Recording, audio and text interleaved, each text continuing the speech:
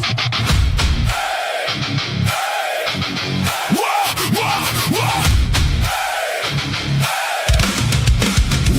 to the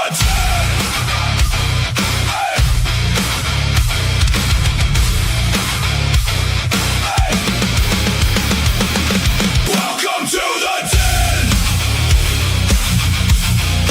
Welcome to the den.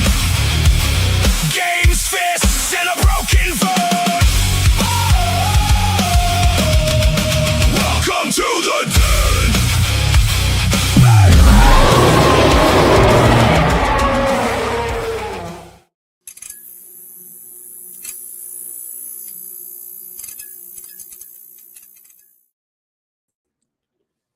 Episode number 95 of the Dragon's Den podcast is live and on the air. My name is Eric Hopkins, aka Joe. Welcome to the show, everybody.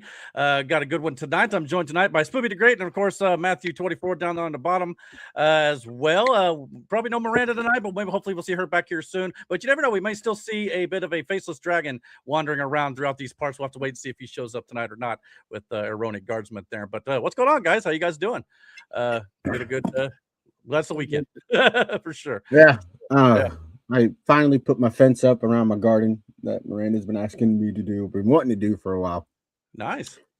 So I did that today. That was something. And then, brother, once again, these groundhogs are an issue. I've been bitching about these groundhogs for a while. Look, you almost caught that motherfucker. Look, you almost got his ass. Oh, anyway, nice. But we're standing outside. I'm on the back porch, and I look out in the yard. You know where my fire pit is in my backyard, right? Mm-hmm. By the solar panels, right?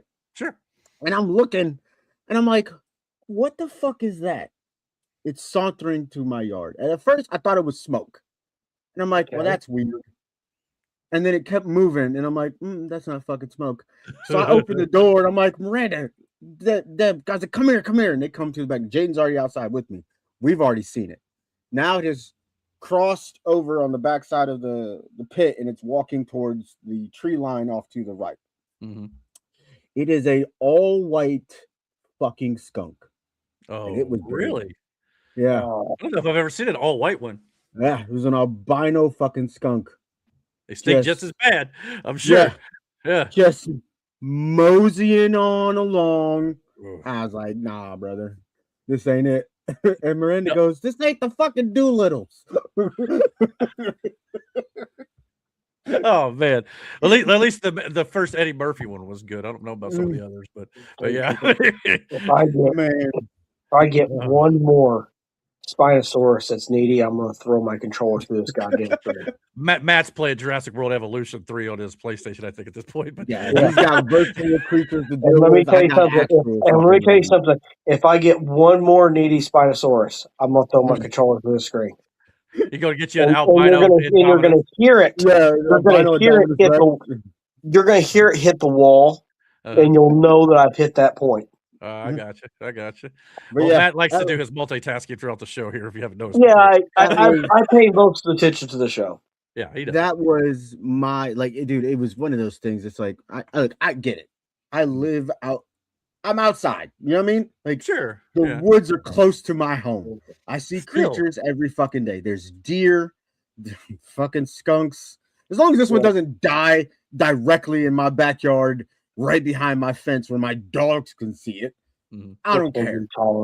I'm just gonna let it be. Hell, when I went out and mowed the grass last weekend, there was an absurd amount of feathers of some sort, and it was a big pot. Whatever it was got fucking destroyed by whatever it was. Turkey? I know you've had those. Yeah, but these weren't turkey feathers.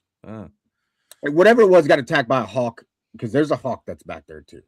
I've seen it in the mornings too. Sometimes you'll see it perched up over on either on the solar panels or on the fence in the back. You'll see it back there.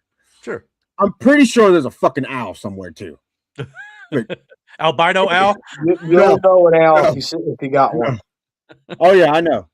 You know what? I hope we do, because then it'll take care of these damn gophers. I'm hoping. Yes, it will.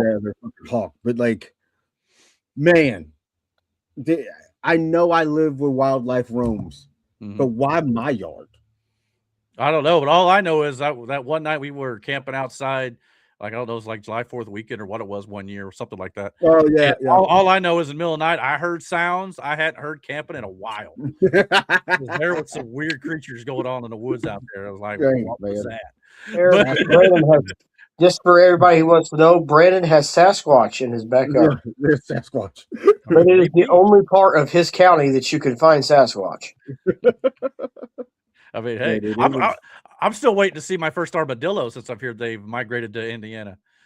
Yes, I've they heard that. have. I heard that, Eric. Yeah, supposedly they're Yeah. like coming up from the south because I guess I don't know, just changes in the environment or whatnot. But I've seen coyotes and shit out here a couple times. I've seen a couple foxes. yeah, I've seen one too hit my car. Oh yeah, or I hit it. Still can't quite tell if it was a coyote or a fox, but it had reddish hair, probably. So it was probably a fox. But It's a fox. either way, it was all that was actually toward Iowa when I did that. But And just letting you know, foxes are endangered, so you'll probably go to jail for the rest of your life for admitting that. So just hey, I wasn't my fault. He just jumped out in front of me. giving you It some wasn't like I was aiming for him. Yeah. vibes there. and like I went out and like intentionally found a fox's like car. Yeah. Let's just tear up my entire underneath part of my car, especially around the rear, the driver's side wheel well, trying to get it out without Man. sound like a crazy person. But yeah, for sure. So yeah, a lot of money spent there to get that fixed. But that was it's been a minute ago. So fingers crossed I don't have any time soon. For sure. Did Miranda? There was an albino deer roaming around too. Oh yeah, Yeah. man, you just got all sorts of albino stuff out there. Dude, it is like, brother, when I tell you, You been like putting bleach in the water out in the lake or something, or what? that skunk was the first time I've seen an all-white skunk in real life. I've seen one in a zoo before, but like I've never seen one like in the wild, I should say. And like, again, I know where I live. I get that part. Yeah. But why my yard? Like, all I know is you let them dogs out there long enough, they're probably bound to catch them. You know, those gophers, those groundhogs, for sure. Yeah, for sure. Well, even the skunk, but I'm not dealing with that again. That happened. Oh yeah, you had that happen once. I remember that. Yep, I had that happen one time, and I'm not dealing with it again. Like that was terrible. Oh, I bet that took forever to get that smell out. Oh. Which one did it happen to? It happened to PD and Ray. Oh, okay. PD got the worst of it too, and he wasn't even the one who attacked it. Ray was. No. But PD got the worst of the spray. Wrong place, wrong time. What did we learn? And Jaden, it was all because Jaden thought that the leash was shorter. Because, like, you know, back then we didn't have a leash for PD, and because PD listened. And he was obedient enough. That and PD wasn't going to like run off. No, PD was old as shit too. So, like, and it was Jaden thought that he was trying to figure out what it was. He was like, "Is that a cat?" And as he's walking up on it to see what it was, he didn't realize that Ray had way more leeway than he had thought she did. Right. And Ray's a, type to bite first and ask questions later. And she grabs a hold of this thing. It squeals. Jaden squeals. It starts spraying. And PD was just a bystander. And he got the majority of it. Brother, I remember we were at work when it happened, and Deb texted Miranda or called her on her last break, and she came and told me. She was like, "So the dog got sprayed by a skunk." And I'm like, "What?" And she tells me the story. We get home, and I remember as soon as we pulled up to the house and opened the door, you can smell it. Oh, that bad. And then walking on the porch to go into the house, it was even stronger. And I remember opening the door, and like Petey's just laying over in the one little corner of the living room where he always was, and he by far he was the worst. Oh yeah. Bro, that sucks. Jaden didn't get sprayed, thankfully. He learned a valuable lesson that day. Ray got it, but like she only got it like on the back half of her body. But it's like P just he just stood there and just took a shot to the fucking face. It was direct hit. Direct hit. Oh, that's so sad. So did you have to juice? Luckily it was on a Friday night. So I think there was tomato juice involved. For Yeah. sure. Yeah, you have Loki, to, the only way you or get it out Petey is got really a good babies. Petey got a thorough washing. That's weird. I don't know why. Like that's what it is. It's It the takes. acid in the tomatoes. It's acidic. Okay. I've never had to do it. And I lived in the woods growing up. Never had that problem. Yeah. Oh, you will. Well, was I don't live in bad. I don't live in the It woods was- now, it but it was- can it happen out was- here. There's a Yeah, patch of woods. there's fucking You get skunks sprayed just by a walking felt around. basswood. It was Yeah. like the one time, this is back when I went. Stop was poking- doxing me. Yeah, man, what the hell? Now, to be This fair, was- there's a whole drive, so good luck fighting me. But either way, There was a time when I was big in we were Pokemoning with it was two other people that we worked. Well, it was the four of us. Anyway, we were down by the campus, Mhm. and there was a mother skunk and a baby skunk, and I'll never forget this shit because they were trying to cross over into the yard, and there was a guy walking his dog, and I saw them, and I don't know how he didn't see him, but I saw him, and I'm like, he doesn't see that. Uh-huh. And that baby skunk is hiding. The mother skunk is on the other side, and she's like trying to debate whether or not she's coming across to get her baby. And I'm like, this dude's gonna get sprayed horrifically. And I should have said something, but I didn't because I wanted to see how it was gonna play out. But he saw it at the left. Let it cook. Yeah. Whoa, hold on. Let it happen. Yeah. But he ends up seeing it at the last second or whatever. But yeah. I was like, this is about to be bad. How'd it go? Did he get it? Yeah, he ended up seeing it, and at the last possible second, grabbing his dog, picking it up or whatever, so it didn't go over by it. The mother skunk, she ends up coming back over, getting the baby, and they take off or whatever. No incident, nothing like that. But yeah, it was a close call. Talks about close calls. Mike's our loyal listener in the chat said, true story, Brendan. When I lived in Bloomfield, I was chased back into my house one morning by a rabid skunk as I was leaving for work at Cook, which is where we work. Was my first or second year there. That would definitely chase me back to the house. I think I'd call in, or at least a little bit of time, an hour here or something like that for sure. He said, Brandon, I used to live in a trailer on Seminary Street in Bloomfield, and there was a house behind me that had a family of skunks apparently living under it. Oh my! They were just colonizing out there. Huh? I see. Like I said, that raccoon that lives in a tree right across the yard. But like, there was this one time. This was back when I was probably like 15, 16 years old. I was staying out at my godmom's house. She lived out in the country, and me and Bobby were outside shooting the BB guns. And I don't know if I upset this fucking thing or what, but this turkey comes, flying out of the fucking woods. Yeah, beelining straight for us. Now they don't like people. At heart, I'm a city boy, right? And I know for a fact this little BB gun ain't gonna do shit. No, I took off. Like I didn't say shit to nobody. Like I just ran. You know what I'm saying? I didn't say nothing. I just like, not time to go. Bobby figured it out like 2 seconds after I started running. Good on him. But I booked it. I was like, I'm out of here. This ain't he about got gobbled. Anyway. Yeah. That turkey was big as hell, dude. It was pissed off at something. And I was like, yeah, I'm not supposed to be out here. I was just thinking of that turkey on South Park. Gobbles! I don't know why every single time. But anyway. Yeah. But Mike said in the chat too. Ain't it? He said, can we get Matt a phone book to sit on so he's not falling down off of the camera? By the way, what's for dinner? KFC. I saw it before the show started. And then he said, now Matt's in frame. Looked better the other way, though. So anyway. Yeah, back up. It's like all on your chin. Yeah, then they'll be turned watching TV. You'll see all of his back. But anyway. But yeah. He's trying. There you go. Wildlife is something that, like, I guess, it comes with the territory, Here, let me shut up. Everybody let me pose for Mike. That's terrifying. That's adorable. Well, I just thought, what would Uncle Rico do? What would Uncle Rico do? I like that, Mike. I like that, Matt. I like that. That's funny. All right, that's funny. Then Mike said, I got home around 1:30 a.m. from the cord factory to find the whole skunk family in my front yard. Spent the rest of the night hanging out at the picnic basket. Well, oh, Lord. Hope I had something better to for you to eat anyway. But yeah, so hell, there you go. I remember when Matt went on his honeymoon, this motherfucker calls me, FaceTimes me. He doesn't just call me. He FaceTimes me. He goes, Brandon.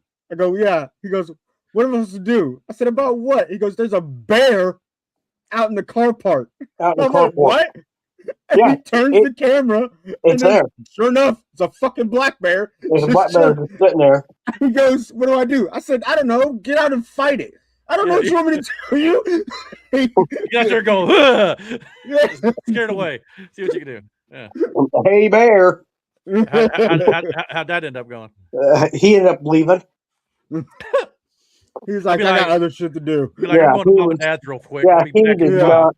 His limited hi attention span unto what was in my car was like well, Right? it's not really worth dying over, so I'm not going to get in this car. If there was ever a sign from God to clean your car, Matt, that might have been it. Yeah. Just so you know. Well, this is a different time period. It doesn't matter either way. If you've seen the one video, I shit you not. Like, I probably not. I'll have to show you at some point. There's people in Florida. They're at a golf course or something. It's at night. Brother, when I tell you this is the biggest fucking gator I have ever seen, Mhm. like at first you just see its head. And its head is massive. And then it comes out of the bank or wherever the hell it is. It's all of It comes out of sorry. the what? You said bank. I thought you meant like money bank. I was like, wait, Oh, yeah. must Just make it strolls roll? out of the bank. Like, Yeah. just catch made it it right quick. Yeah. Shit. This Sorry. thing was all of 15 or 16 fucking feet long. Mm. It was huge. And I'm like, why do we live here? Like, what are we actually doing? Yeah, they just walk around like, dogs down there in Florida and stuff. Everybody's like, I'm yeah, good. another gator. No big deal. Just passing Eh. through. You But, I gotta mean, wait it is what it for is. him to get off the hole that you're golfing on the golf courses normally. But yeah. Oh, yeah. So Yeah, I'm good, man. I'm good. Yeah, we'll probably talk about Gators probably by the end of the show tonight, as we're going to end show tonight on a gaming segment, by the way. So there's a little bit of a tease for you. Of course, if you saw the thumbnail, you probably know what we're going to talk about. Well, we got some pro wrestling, we got movies, we got a little bit of sports, and we got some gaming news. We're not going to be doing politics or the news and politics segment on a Rumble segment for a little while. We're just going to take a little bit of a break from it. Because let's be quite honest, politics can become a bit of a heavy topic. So I think it's good for all of us just to take a step back every now and then. So I think we're going to do that for a while, if that's okay with you guys. But that's not to say that the After Dark segment won't return. It probably will down the line. But just for the time being, we're going to kind of take a bit of a breather here on the channel. So for those of you who look forward to that, we apologize, but hopefully it'll come back soon. But we do got some fun stuff tonight. We've got some, like I said, all that other good jazz. So you want to get right into some of that stuff and get the show rolling? Yep. Let's go. Sure, go ahead. All right, let's rock and roll. Here comes the pro wrestling.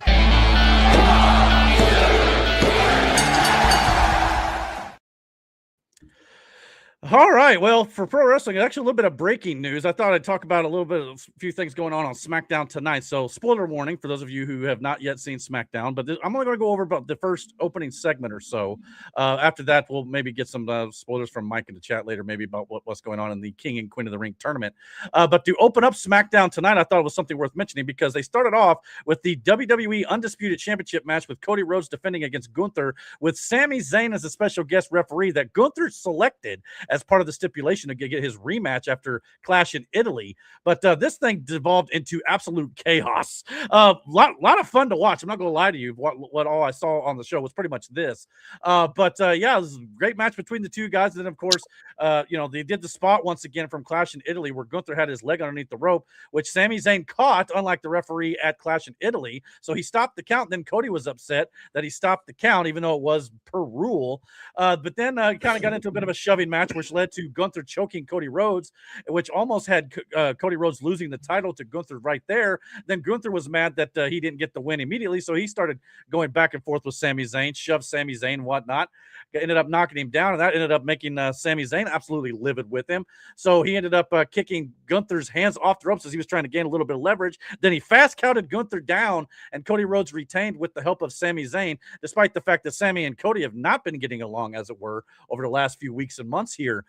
So that obviously sent Gunther off a cliff because he was mad that Sami Zayn pretty much screwed him over. And of course, Cody being the big baby face that he is, he didn't want to win like that either. So he goes out into the ring demanding that the match continue and Gunther get a fair shot as Gunther destroyed Sami Zayn in the backstage area at gorilla position. So Cody demanded the match be restarted with another referee. So they did just that after a commercial break. And that's when Sami Zayn come down and then got Cody Rhodes DQ'd, I should say, by Haluva kicking Gunther in the corner. So again, this thing just devolved into chaos with Cody Rhodes, I should say, retaining the WWE Championship here. And after the match was over, Sami Zayn was still kind of hot over what happened over Gunther. Cody went to approach him from behind, and then Sami just completely knocked out Cody Rhodes with the WWE Championship too. So now we've got this entire thing just blowing up all over the place here. Now, we'll talk a little bit more about the King of the Ring tournament brackets here in just a minute. But if that's not involved in this situation going down the line here, it looks like potentially we could be looking at a triple threat match either at Night of Champions or at SummerSlam with Gunther, Cody Rhodes, and Sami Zayn. If that's the case, I would not be surprised if maybe they pull the trigger on Sami Zayn getting his big win at a SummerSlam. Could you guys maybe see that being what they end up doing? Yeah. Could you do me a favor, Eric? Could you repeat everything you just said and start from the beginning? No. Yeah, I had a hard time, enough time getting that the first time. I only caught like half of what you said. Here's the question, though. They're all pissed at each other. That's all you need to know. Okay. Here's the question, though. Well, I guess if you do it this way, because you don't know when Punk's coming back yet. And he sounds like soon, but sure. Yeah. Oh. If you give it to Zayn now, how long does he hold it for? And then who does he drop it to? Does he drop it back to Cody? Does he drop it to Gunther? Because I would assume that Punk is going to get a title shot. Like I said, I still feel like it's going to be he'll win Money in the Bank in order to get that shot. And then Mania is where I would expect it to happen. Yeah. Which then I guess you could just build up a time, build up Cody again. Because again, let's be honest, Cody's better at the chase than he is at the championship. I'm sorry, it is what it is. I'm not saying Cody's a bad babyface champion because he's not, but he's better at the chase. A lot of guys are, especially baby faces. They're better at chasing the title than they are at defending it. Stone Cold was great at both, but Stone Cold really wasn't a face. He was more of an anti-hero. Same thing with Taker. Triple H was just that guy you wanted to win.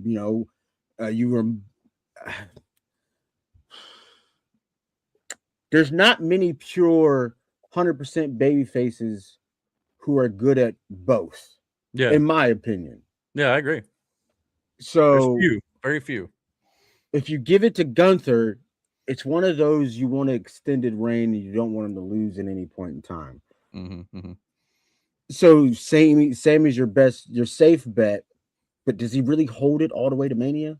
No, I would think maybe Rumble, holds it to Rumble, and then maybe Punk or Cody beats him there. The fact that you mentioned that with Cody can maybe win it back. I was sitting there thinking, well, maybe Punk wins the title and Cody's chasing Punk. If you said that, and maybe that's how you do WrestleMania. I always kind of thought maybe Punk would challenge Cody at Mania. Cody would hold it all the way through there. Maybe Punk cashes in after winning the Money in the Bank at Mania, and he finally gets one of his main event wins, maybe like a night one main event, maybe because Punk's not won a main event at WrestleMania just yet, even though he's been in the last couple of main events on night one.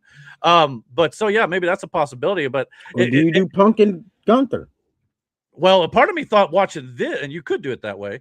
Part of me wondered if maybe like Gunther's already demanded a rematch at Night of Champions. You may get that there, and again, maybe Sammy's involved, and I think maybe SummerSlam could be Sammy versus Gunther, and then Cody's off to do maybe the King of the Ring thing, or maybe Punk does come back and maybe you do it at SummerSlam. I don't know, but it definitely feels like either Sammy and Gunther are coming to a head here, or all three guys maybe at SummerSlam, which I'd be down for 100%. I think it'd be a lot of fun.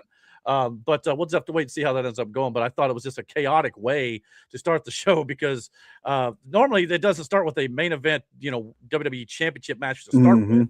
But you had all this other stuff on top of it. I thought it was a lot of fun. So I thought I'd break that out for you because I feel like sometimes we don't always get to SmackDown as much because we are broadcasting our show during SmackDown. So there's I just thought I'd kind of pick up a little bit there. I'll try to incorporate some more SmackDown stuff as we move along here. But yeah, Mike's also said in the chat, sounds like there was too much wrestling on this wrestling show. Yeah, he posted something in our private chat about Vince Russo, I guess at one point saying that the reason why AEW lost him was because there was too much wrestling. I don't necessarily myself personally don't take a whole lot of stock in Vince Russo's opinions because he drove like two companies into the ground. So I just kind of like, whatever, dude. But so yeah, I have no thoughts on that matter. But what I do have thoughts on here is, of course, was it 3? Three. TNA big handed TNA, WCW, and some parts of Raw back in the day too. Yeah, I knew he was a part of the Raw creative too. But yeah, luckily, there was other people above him there more. But yeah, so either way, no bueno. It's kind of like when Eric Bischoff wants to have a conversation about something. Like, I'll give him a little more credit, but at the same time, you were only really on top for 83 weeks, and then the rest of the time and that was mostly because you had some of the guys that Vince Russo. Yeah, and part of that too. Yeah, but Vince Russo was a huge part of that. Like, and then it was all the same thing over and over again, and yeah, they got stale eventually, but you got to give them credit for the little short stint that they did have success on, I guess you could say. But yeah, there you go. They had success for a short time in WCW back like 30 years ago. I didn't remember when they had success. Vince Russo was more prominent around during the Monday Night Wars. Yes, yeah, during that whole Austin. So for that WCW, 83 weeks, NWO. that WCW was on top. Vince Russo was behind a lot of that, but then he had some good ideas. It was just poorly fucking executed. Sure. Yeah, and then a lot of times the talent who also had creative control didn't see eye to eye with him in times and things like that, and it was a whole shebang. But yeah, there for a while, believe it or not, Matt, WCW did beat WWE in the ratings for a long time. That was why I remember, and that was why Nick Foley forgave him. Well, Mick Foley won the title, and then they flipped the Monday Night War ratings battle around, and it was all over after that for the most part. Yeah. But anyway, back to current day, though. That's why Bischoff got fired. Well, eventually, yeah. So then he ended up in WWE. I remember this story. You remember WWE doing the Vince McMahon angle where he threw Eric Bischoff into a dumpster or trash truck. That's what you remember. But yeah, I would throw him in a trash dumpster too. So. Yeah, Mike said Russo was lucky to be where he was during the Attitude Era. Absolutely. He kind of, just got in with the right people, I think, personally, but that's just my opinion on it. But anyway, back to the main stuff today. We got a pay-per-view next weekend, Night of Champions in Riyadh, Saudi Arabia. And we know one of the matches now, after coming off the heels of Seth Rollins being eliminated in the King of the Ring tournament, mostly in due to part of Braun Breaker and a spear, we're going to be getting a steel cage match between the two guys at the pay-per-view next Saturday afternoon here in the States at 1 p.m. Eastern Standard Time. This says first hour on ESPN, but I don't know if that means this match is on the first hour or not. I think they're just kind of advertising that now for their PLEs. But I can't remember how many matches these two have had already. They've already had at least one at WrestleMania. I don't know if I think this might be the second. I could be wrong on that. Don't quote me. But either way, this is furthering that feud.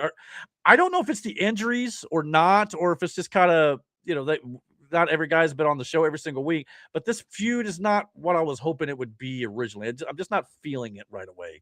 I think the match would be great. The steel cage match could be a lot of fun, but it's just missing something. I don't know what it is. It's what it is, and I can't sit here and be like, oh, it's no fault of their own. Okay, sure. It was injuries. Seth getting hurt. And then them having to do this build without him, and then him coming back, and then Braun immediately getting hurt after that. Then Bronson got hurt. It's one of those. It's like now we're trying to pick up where we left off, roll with the momentum. But like we lost so much steam through the injuries, and they tried. They tried to supplement other things. It's one of those feuds, and I believe it's one of those feuds that will heat back up and will build back up to be back in line to where it was, and it'll be fine. But right now, it's just It doesn't feel as weighty as it did before the injuries. Yeah, I agree with that.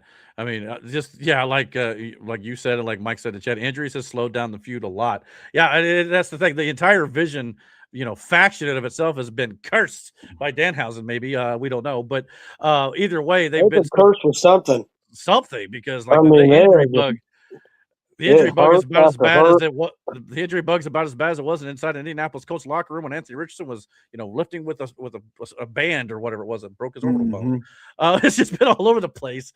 But so yeah, I mean, this will be a fun match, and hopefully they can continue to build and maybe continue to get this back up to where maybe we would hope it would have been. And I don't know where they go after the steel cage. But even this week on Raw, when they announced this match, they did like video packages for both guys, and I think Braun Breaker come out later in the night, but Seth wasn't even on the show. So it's kind of like, all right, again, we're just kind of like building us in an awkward sort of way. Hopefully they'll be there for the go home show next week and they can build it back into something. So we'll see how that ends up going. The biggest thing I thought that happened this week was this whole Roman Reigns, Jacob Fatu bloodline segment here. This definitely was a little bit interesting, mostly because I thought the Usos, in particular Jey Uso, was not thrilled with this. But Roman Reigns officially welcomed Jacob Fatu into the bloodline by gifting him his own Ulafala, which is brown. So we've seen like multiple different colors of Ulafalas throughout the years. And of course, we've seen the Ulafala, the red one that Roman Reigns has worn. We got the blue Lafala that Jey Uso, I should say, wore there for a while, and the Shulafala that Bronson Reed had when he stole the sneakers. And of course, now we're calling this new one the brown Ulafala, the new Lafala, since it's brand new here. But anyway, so yeah, but it's got some significance to it. I think they all mean something. Yeah, I thought I had it here. Minus the Shulafala. Yeah, the Shulafala was just for fun, just because he was stealing. I want to say he might have even stole Roman sneakers at one point. But that's who they were. Every time it was Romans. Yeah. But I think the brown Ulafala has, like, in the culture of the Samoans, like, is a sign of high respect and like just I don't know. It was more symbolic than just saying, hey, you're a part of the group now, basically. So and so the Usos, I think they don't necessarily mind Jacob Fatu kind of following Roman Reigns' direction and orders, but they also want him to follow their orders when Roman's not around, and Jacob's not having any of that. And so much so, it even boiled up tonight, even or on that night on Raw. We had Eric Andre, who's an actor comedian, was in the crowd. And I guess as Jacob Fatu and the Bloodline went to leave, he reached out and grabbed the brown Ulafala that Jacob was wearing. And that sent Jacob Fatu off. He drugged him over the barricade, threw him into the ring, was going to do the big splash off the top or the headbutt or whatever he does. And Roman Reigns stopped him initially. And then after he thought about it, of course, security come out there, Adam Pearce come out there, and Roman Reigns stopped him, but then he went gave him the go ahead, and he did it. And even after he did it one time, Roman Reigns said, do it again. So he's sending a message to the entire locker room here through his attack dog, Jacob Fatu. Roman Reigns is, as Brandon has pointed out many, many times, he's not a good dude. He's not. Like, the crowd's going to cheer him because we all love Roman Reigns in the OTC, but he is still doing that heel type stuff. So, and not only that, the Usos, like I said, later in the night, they were questioning Roman about, he's not following our orders and all this sort of stuff. And he even told Jacob Fatu later, like, I knew the twins wasn't going to like this, but I understand you, Jacob. And as long as we understand each other, we could run this place. So I'm starting to wonder if the Usos are going to be copacetic with Roman even moving forward for much longer. So this whole thing is still just boiling and boiling and boiling. And we'll talk more about Jey Uso in just a second. But what do you think about this segment, about them giving the brown Ulafala to Jacob? And of course, this whole bloodline stuff is starting to kind of get a little tense. It's just it's another layer in this onion of this story of the bloodline. It isn't so what's the word? It isn't so one-dimensional as everybody assumed it was going to be. It's not a rinse and repeat. This is just another, we've now opened another chapter. And now we're going through another story in this fucking, which again, I will say this to the end of time. Since he came back, Roman came back the first time and embraced this whole heel run, this whole tribal chief mentality, this whole thing for the 4 years that he did it. Yeah. Everything that took place, the ups and downs of that whole story, watching Jay blossom into what Jay is now. And again, Jay's character, we saw slowly start to turn and turn and turn. Yeah. And again, Jimmy being a linchpin in that whole thing that even brought them together in the first fucking place. Right. It is, and then with the insertion of Solo and yeah, we still don't know where that's going yet. And now that's starting to cause friction with the MFTs who ain't trusting Solo. So yeah, it's even getting more, intertwined here. Yeah. So yeah, Roman, I don't know how less the show tonight went, but yeah. And again, you had Heyman, but once it got to the point to where Heyman wasn't needed, and I'm not saying that's a bad thing. I'm really not. Heyman played his part. Heyman did everything he was supposed to. Heyman was great in what he did, but Heyman also knows that, like, once a certain character or a wrestler gets to a certain point, I'm no longer needed. And again, that's not a slight. That's a positive. Right. And once Roman was able to carry this ball on his own, Heyman was no longer needed. About these Samoan people? It's not bad. It's not a bad thing. We are. It is, but Roman is also giving you Jacob. Yeah. And a side of Jacob. Like initially when Jacob first got here, he didn't say much. It was always, I love you, Solo, which was great. Don't get me wrong. Sure. It was awesome. But now we get to see Jacob Fatu. Hell, getting to see the Usos in a different, other than just the Usos. Right. Also amazing. And I'll also say just real quick, at the beginning of this whole promo where Roman come out here was basically saying we run this place, all this sort of stuff, and he gave the old follow to him, to Jacob. He also gave Jey Uso his flowers, say he's going to go win the WWE Championship. Got the crowd to champ for Jey Uso. Then he also said, "Hey, a lot of people say I don't praise Jimmy enough. No, if we wouldn't be here if it wasn't for Jimmy." And so he gave Jimmy his flowers. So everybody, we've talked about here many times. Maybe Roman hasn't apologized to the Usos. He was giving them their props here, pushing them to the forefront. So maybe he's kind of setting them up to kind of maybe take over for him, maybe moving forward. I don't know. Yeah. One of these days. But that's the smart move. Yeah, it is, of course. So, and hopefully it does lead to that one day down the line, way down the line. But we'll talk about the King of the Ring stuff here in just a second. I got a theory, maybe.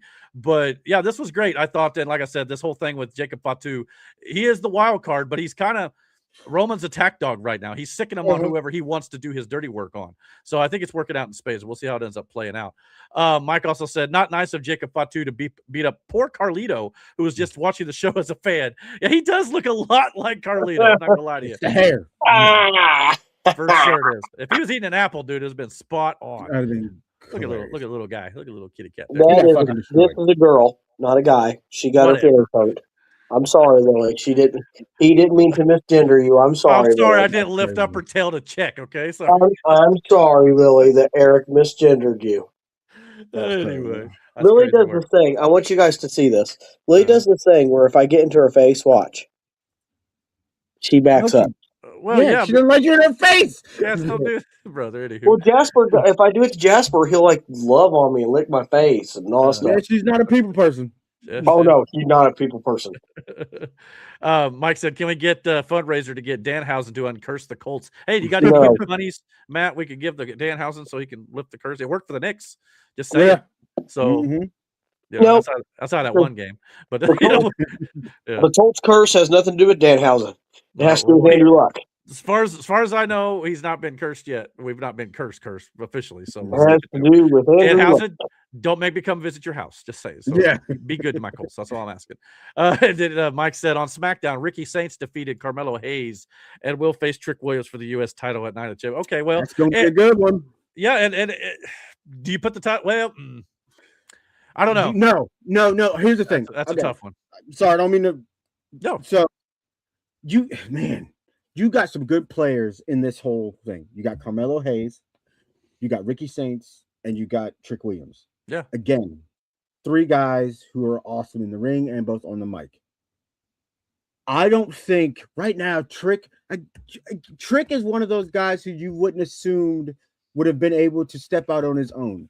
that feud that him and Carmelo Hayes had in NXT, where he got to step out on his own, develop his character to be what you see now, Mhm. amazing to watch. Yeah.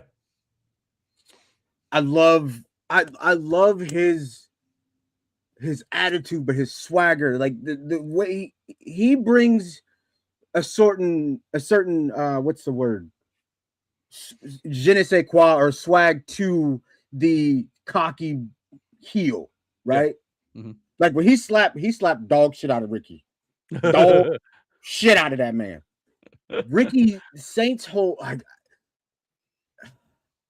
but then you got Carmelo Hayes, who's slowly in the background becoming one of the biggest baby faces they have on SmackDown.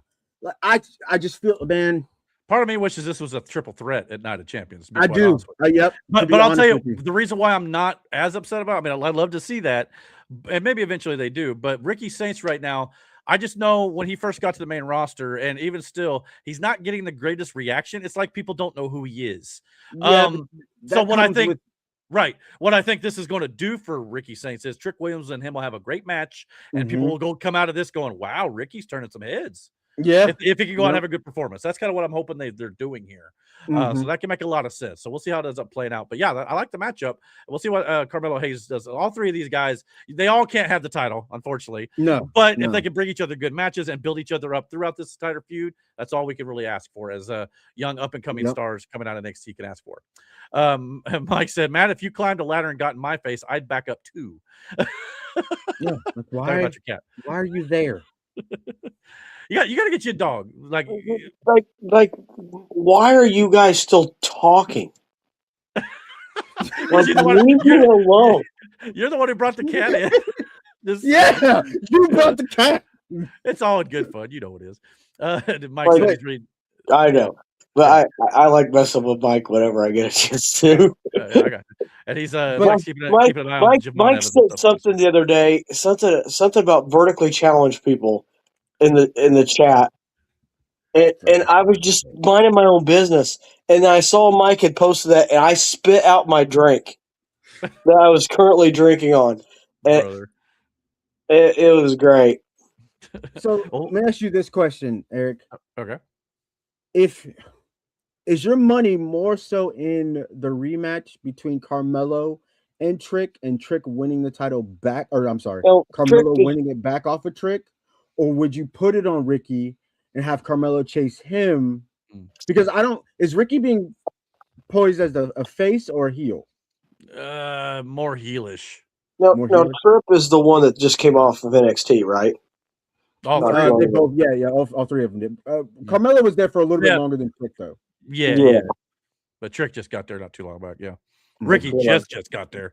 Yeah. So I don't know. I mean, Carmelo getting it back off Trick probably makes the most sense.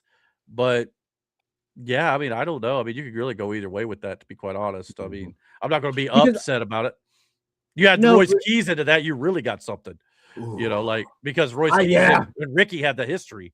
So now here's the thing, though, because I feel like eventually they're going to move. Trick is going to outgrow the U.S. title, and I'm not saying that's not a bad thing because Carmelo's in the same direction. So is Ricky, and obviously Royce. But like for the time being, just like with the Intercontinental scene on Raw, it's stacked right now with a lot of big players.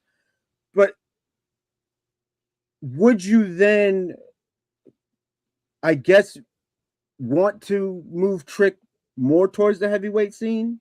Eventually. I right now with like Trick, Carmelo, Ricky, some of these guys, I like Oba even maybe a little bit. Let's preach patience a little. We don't need to go too quick too soon. But yeah, eventually, absolutely. These guys are your future stars. If everything goes well. But I'm just thinking maybe not at least until next year for some of this. But yeah. I just want to I'm not saying like immediately, but I'm saying like you know, let's say 2 Rumbles from now, could you see Trick winning a Rumble? Absolutely. This is on topic, what I'm about to say. Okay, I just want to share this with the world because they need to know this. Oh, no. Lord Jesus. Okay. Now, see behind me, there's this aviary. No one cares about your Jurassic World.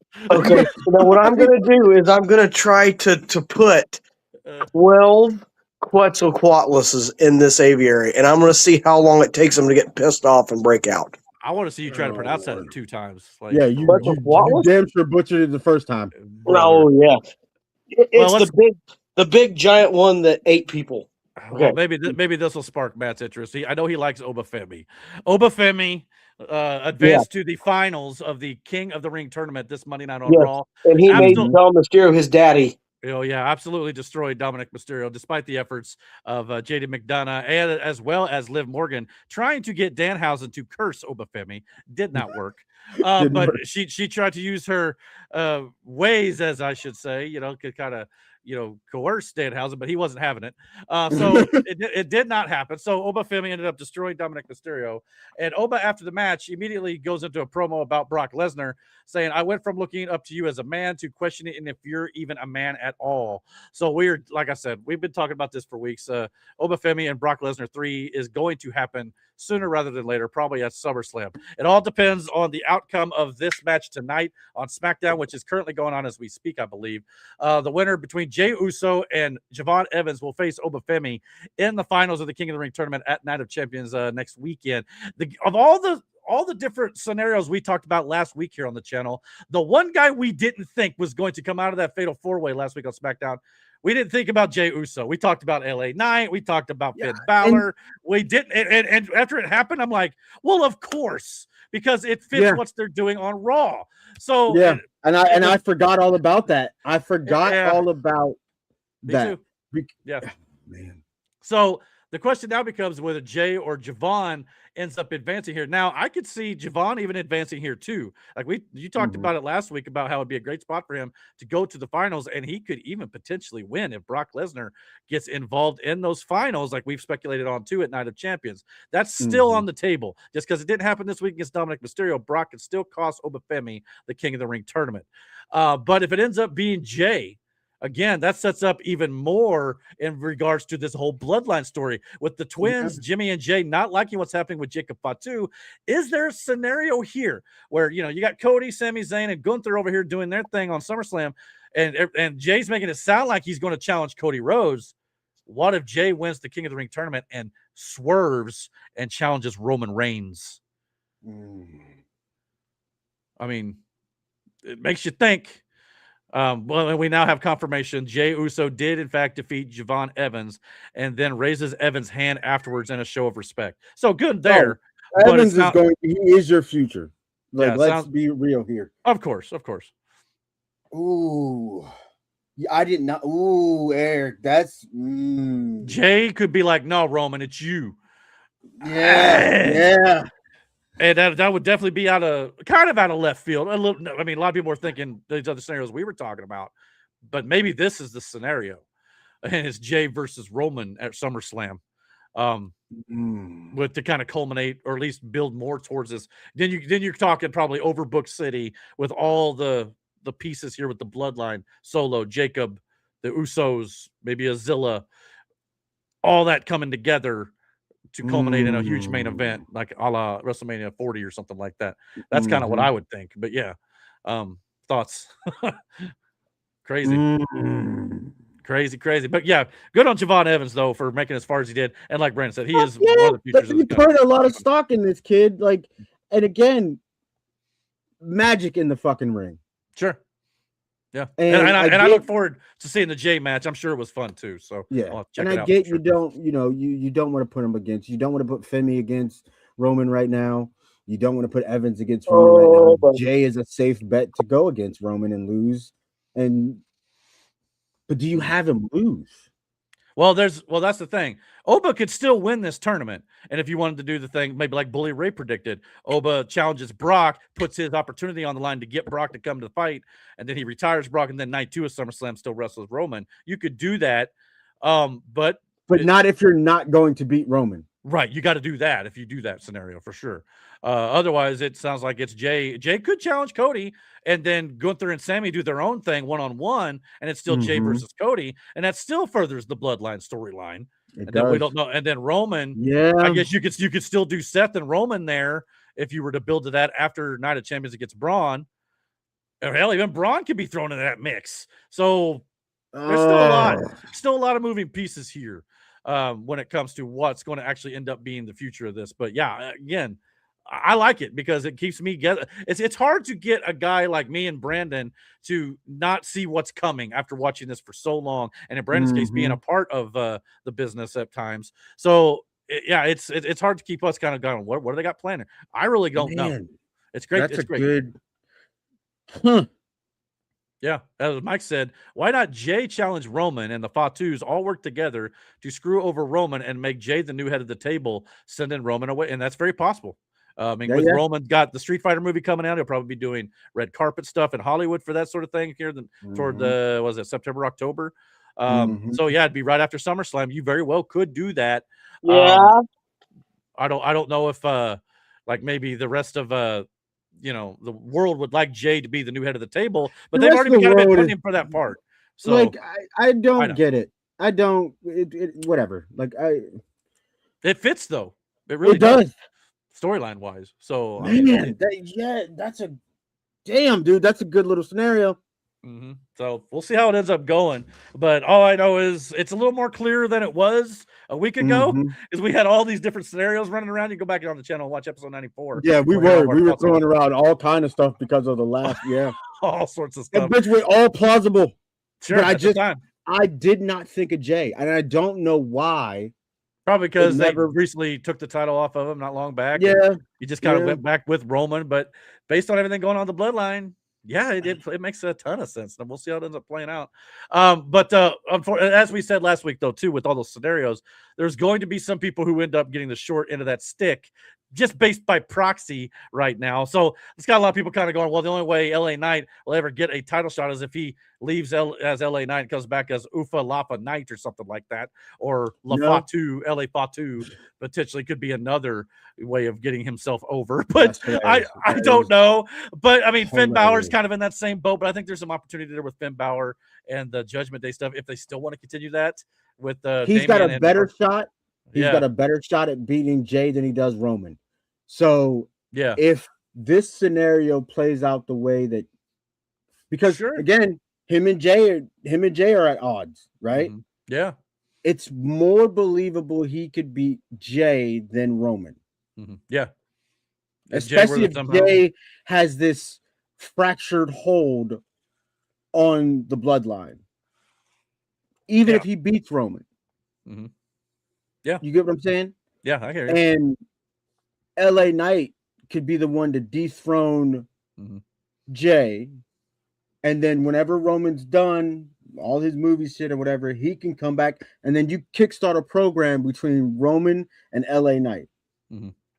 I mean, hey, which would be fucking phenomenal. After he shores up this thing with Jay, Well, LA Knight was even, kind of referencing the fact that Roman Reigns last week on SmackDown sent Jacob Fatu to talk to Solo Sikoa last week on SmackDown. Solo Sikoa in that Fatal 4-Way match, gave the Samoan spike to LA Knight, which cost him the opportunity at the King of the Ring. So how much of that was Roman's plan to take LA Knight out? I mean, that's always something down the line that they may revisit too. So, I know that everybody's saying, well, LA Knight's not going to get himself a push. At this point, they've had multiple opportunities and have not done so. Listen, if you're involved with the bloodline, if you're involved with the bloodline and Roman, you're going to get way more TV time than you ever got before. Hell yeah. So that's true. I think your career is going to take a change. And if you're going to be positioned in a way to, you'll be fine. I think LA Knight is going to get his time to shine. And I think that, man, that's a Yeah, he needs something. I don't know if you have to give him the world title right now, but give him one of the mid-level titles or something. And then, of course, like you said, if he's in a feud with the main event faction, basically the top of the card, he's doing okay for himself there. So I wouldn't worry too much just yet, but I understand. I really do. On the flip side of things, we know on the Queen of the Ring side of things, we know a little bit more clarity here too. Io Sky defeated Raquel Rodriguez straight up on Monday Night Raw. No interference from the Judgment Day's Liv Morgan or Roxanne Perez or anything like that. Io Sky just advanced over Raquel Rodriguez, which I totally understand. That's perfectly fine there. We'll see how tonight played out. Maybe Mike will let us know. That could also be a linchpin too in the whole Judgment Day thing. If Raquel didn't get any help, but she's been helped, you know what I mean? Yeah. And Liv has been helped Mm. every time. Which again, we talked about last week. If Charlotte were to beat Liv Morgan tonight on SmackDown, even if if Judgment Day really didn't get involved there, it still makes sense for the Judgment Day to still have that friction between them moving forward. So, but it's starting to feel more and more like Charlotte versus Io Sky in the finals. The right to go face Rhea Ripley at SummerSlam, which is Io Sky's best friend. We talked about Charlotte Flair being the most likely winner of this tournament as a babyface to face Rhea. What if Io Sky is booked to face her best friend and Rhea Ripley? Brother, a reunion, and you get that feel good moment. Mm-hmm. Yeah, and they had a banger against each other before, so yeah, they've had great matches together. So that's why part of me wants to say it'd be Charlotte, and Io's just there to kind of be in the way of Rhea Ripley for Charlotte. But it sounds like Io Sky and Charlotte's going to have a great match if that is indeed the case. We'll have to find out. Sorry, sadly, we can't watch the show live while doing this, so otherwise we would, but we'll find out. But as of right now, I think that tournament's playing off well, and I'm still looking forward to seeing. And who knows, maybe it's Liv Morgan against Io Sky. That could still be a thing. We don't know. I don't at this point. But either way. But yeah, I think eventually the Judgment Day thing is just going to come to a head, and that's what's going to happen between those three ladies in that faction. However, we don't need necessarily a whole lot of dissension there, because after losing Finn Balor, that faction is mostly women heavy at this point, which is fine. But if you want Dom and JD to have some help, maybe they need to recruit some people. I know Liv was kind of trying to recruit Danhausen a little bit, kind of, sort of, but I don't think that's going to fit the mold down the line. But we'll see what they do there. But either way, it seems like we're going to be getting some pretty good matches at Night of Champions, even though Roman's not defending the title there. It should still be a good pay-per-view coming up next Saturday afternoon at 1 p.m., which we'll have our entire predictions here on the channel next Friday night for that event. So we're looking forward to that too. Got any other thoughts on the King of the Ring and Queen of the Ring and Night of Champions as of right now? No, I do. I will say there's still other avenues to how it could end. I mean, it's still intriguing. It's one of the better tournaments that we've gotten in a long time since WWE's been doing these King of the Ring since I agree. Came back. I'll say it that way. Yeah. So I don't have any complaints about where people are, who did what, where. I think guys like Javon got to showcase his talents in a main event kind of way. So my hat's off to him. And again, him losing. You freeze up? Him, huh? Did I freeze up? No, you did. Yeah, you are frozen. You are frozen. Somebody clip that. Did you see his face, Matt? Yep. Hold on. Oh, screenshot that shit, Matt. I did. Oh, that's awesome. That is awesome. Anyway, Javon Evans again. I thought Javon Evans was a hell of a wrestler recently, Brandon. Yeah, he's still there? Very energetic. Yeah. Okay, cool. Sorry, I froze up. I think. Yeah, you did on a goofy ass face too. Did I really? Great. Oh yeah, just me, Eric. I got it screenshotted. Oh, yeah, sweet. All right, cool. But no, Javon Evans getting his shine in the matches that he had, it only does great for him in his portfolio of work that he's already done between NXT and since he's been called up. So him losing isn't a slight to him. It doesn't hurt him in any way. No. Oba being as dominant as he is, again, isn't a slight to anybody that he's went up against. He went up against some top tier talent there, and he beat them. So I won't mean to interrupt you. My wife is not watching this show right now, but I want you to pray for Sierra. She just got a phone call from her brother, and we just found out that her dad has a brain tumor. Oh, definitely. Well, like I said, you don't have to share all the info if you don't want to or anything like that. I'm not going to, but she just took off from my house. Okay. And Eric, you know what's going on with me and her, and it's been a situation. I'm not going to share all the details, but she's going through a lot right now. All right. Well, we'll definitely say a prayer and our thoughts. Please do. Absolutely. Well, we hope things improve there, and by all means, keep us posted. You don't have to do it live, but let's. I will let you know. All right.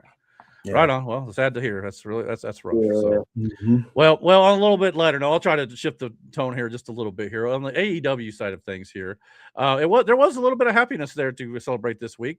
Will Ospreay and Alex Windsor tied the knot. They got married this week, as Will Ospreay wrote on. Really? I thought they were already married. That's just me. I thought that they were already married. I mean, they might as well have been in a way, I guess you could sort of say. But I guess they finally said the nuptials here.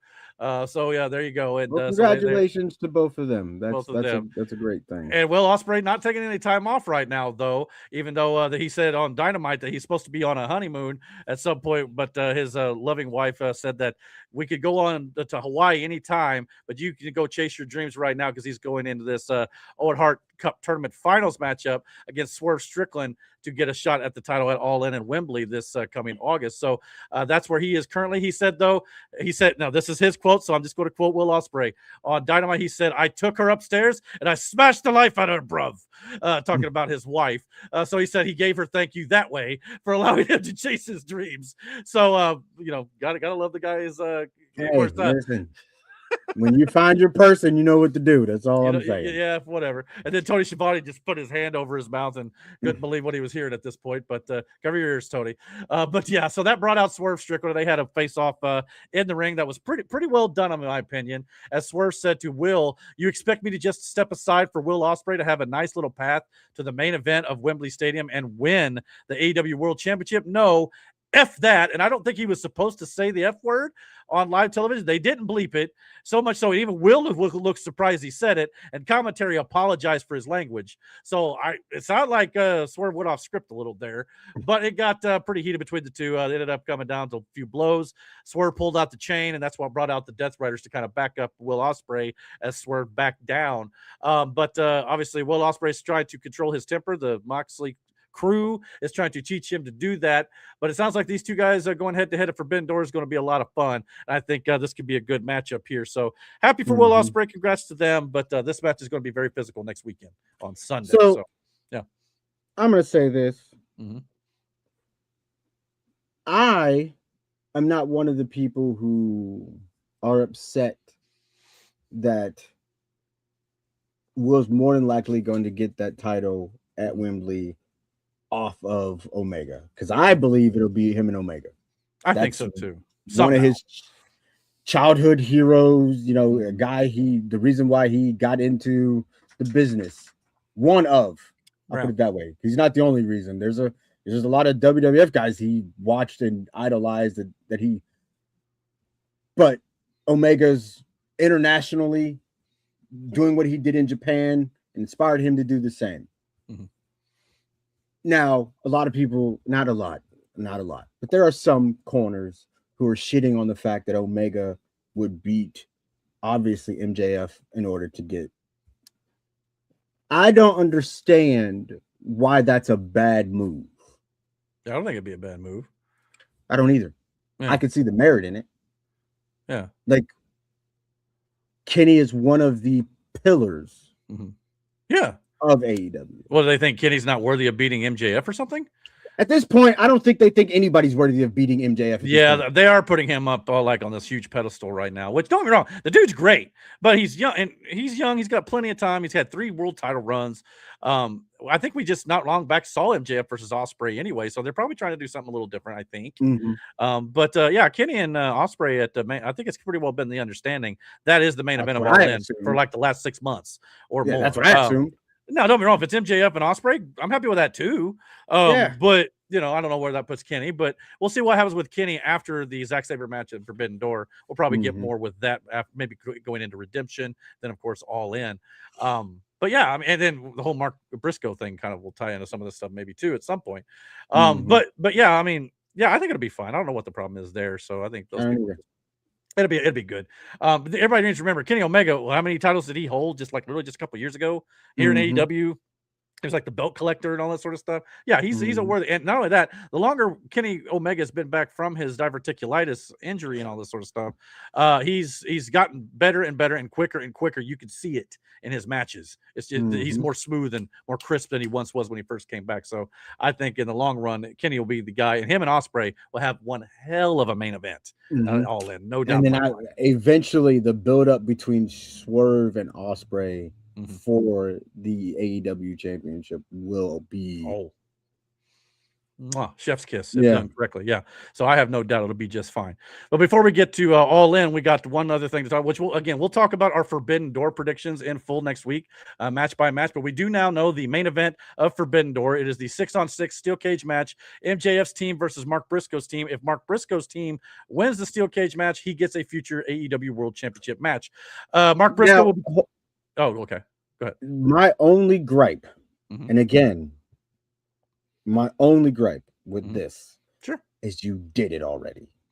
Yeah, and I was going to say the exact same thing. On Collision, when they announced the 6, they're going to reveal the participants on Dynamite, and then those 12 men were going to wrestle on a 12-man tag on Dynamite. I'm going, why are you giving it away for free? Yeah. Like, I understand the steel cage is not involved here, but you're still giving away the 12-man for free. I had a problem with that too. That was my first reaction, and I didn't even know the participants yet. However, the match was fun. Don't get me wrong. And that's fine. It's just I don't understand that. 2 weeks from the pay-per-view, you know, and don't get me wrong, there's been you could have had every company, but you could have had MJF and Mark Briscoe not involved, just the participants or their teammates. Let them be on the outside. Yep. Yeah, perfect. I agree. I mean, that would have been fine. Yeah. But you had those two involved too. Your money is in those two. You get what I'm saying? Like, that's your attraction. They're background. So that's my only gripe. I mean, I don't disagree with you. I really don't. But that being said, the 6 participants, as we now know, Mark Briscoe's team consists of the conglomeration, which is Roderick Strong, Orange Cassidy, Kyle O'Reilly, Konosuke Takeshita, and of course Darby Allin, which made a lot of sense. I forgot about him last week, but you add him because he's got feuds or issues with MJF and Kevin Knight at this point. Then you got the MJF teaming up with the Don Callis family, which is Kyle Fletcher, Kazuchika Okada, Kevin Knight, Jack Doyle, Jake something. Or is it Jake Doyle? Jake Doyle. Jake Doyle, but it's Jake something. It's Jake something. That's how I know him. And then, of course, Andrade El Idolo, who's the one who really doesn't want to be a part of this because he wants to go one-on-one. Again, hear me out. I get it. They're heels. Supposed to be about doing this for the money. Don Callis kind of laid it out. But at the same time, there's probably 6 other guys you could have got. I get that, like Okada, Takeshita, like, cool. If you were going to use this faction, right, for this purpose, but they all have their own agenda towards MJF, right? Now, if it plays out, maybe it plays out more in the cage, aspect of it all. Fine, cool, whatever. Long as MJF doesn't eat the pin, it doesn't really fucking matter. Yeah, I don't know if I do that. Yeah, I wouldn't do that. So it's just one of those things that, like, you. Well, then if they all, blow up at each other because they want MJF in the match, which costs MJF the match, that part I understand that. That makes perfect sense. But I see your point that you maybe could have done it with other guys. But if that is the end goal, I guess that would be who you'd have to do it with. But just depends on how it goes. So we'll have to see. But yeah, I think Darby Allin added to this mix as well is a great touch. Konosuke and, of course, Okada and Fletcher clearly don't like each other at all. Okada is kind of his own guy anyway. I can see him and Fletcher turning on each other. And Andrade obviously could possibly walk away from all of them. Because even though they did do the match a few weeks early, we did see MJF's team stand tall at the end of Dynamite. Of course, you got Andrade in the back there, clearly not wanting to be a part of this along with the rest of this group here. This could also mean good things for Mark Briscoe and his team because, you got the heels winning here. Maybe the baby faces win at the pay-per-view. Mark gets his title shot. That, again, if you ain't going to pull the trigger on Mark Briscoe, you got to stop doing this. Kind of like what you did with Darby for a long time. But at some point, I hope Mark Briscoe gets that belt. But now may not be the time.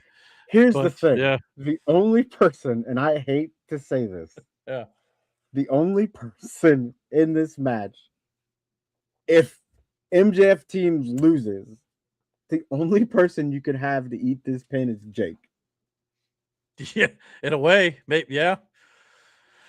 I mean, I guess Orange Cassidy doesn't lose a whole lot if he were to lose on the other side. But yeah, if you're talking about the heels, yeah, you're right. Jake is the pin taker here. Yeah, I Because agree. you can't beat Briscoe, well, obviously, because then that match isn't going to happen. So the match is going to happen. So Jake has to be the one to eat the pin. Because you damn sure can't pin Knight. No, you're not fucking pinning the Protostar. No. Okada, maybe, but like, no, I you wouldn't. can't really with him either. Okada needs to get back to being the Rainmaker. Well, I want him to win the world title at some point here. I mean, he's been in AEW for a while now, and he's not won the title. I mean, that's another one. And then Andrade, whatever you're doing with him, you can't derail that momentum. No. So, and I see why Mark Davis is not in this match, and it's Jake because he's the international champion. Yeah, you can't do that too. So I mean, if that's the strategic move, is why Jake something's in this. Sucks for him, but he's still getting in a main event match. He's still early enough in his career. He's in a main event on a pay-per-view. Even if you're eating a pin, you'll be fine. But yeah, I think you're probably right. That's probably where this ends up going. So yeah. That is it'll be a fun match, but it will be, but that's shitty though, man. It's legitimately. I understand. We'll find out. Yeah, we'll find out. We'll, like I said, we'll do our full predictions next week here on the channel too, even though we did a little bit there on the main event. But a lot of decent matches, which we've really not talked about just yet, kind of going on the other card, which we'll get into in full detail next week for sure. And Mike said AEW might be awesome if they just get rid of all that damn wrestling that they have. I know, right? You know what? They could. This is no bullshit. Russo, I swear. This is no bullshit. Yeah. They could do with, and vice versa for WWE. The one thing that WWE does do well at times are backstage segments. Sure. And AEW is improving, but if you think about how, remember back in the Attitude Era, how the segments used to go. Like these were legit mini story fillers and or story additives or plot points to move the story along. Right. Despite what was going on in the ring. You know what I mean? And like, I feel like WWE now, they haven't found that balance again in the way of doing that. It's either sometimes it's very backstage heavy, or then it's wrestling, but short matches, a lot of fucking commercials. Yeah. TKO is nickel and diming the shit out of this fucking company, but they're turning into UFC right now, and that's neither here nor there. I mean, it's not as bad during their weekly shows, but their bigger pay-per-views especially are being ruined by this format. But I wish there were more, especially in AEW, with the backstage segments to further along certain things.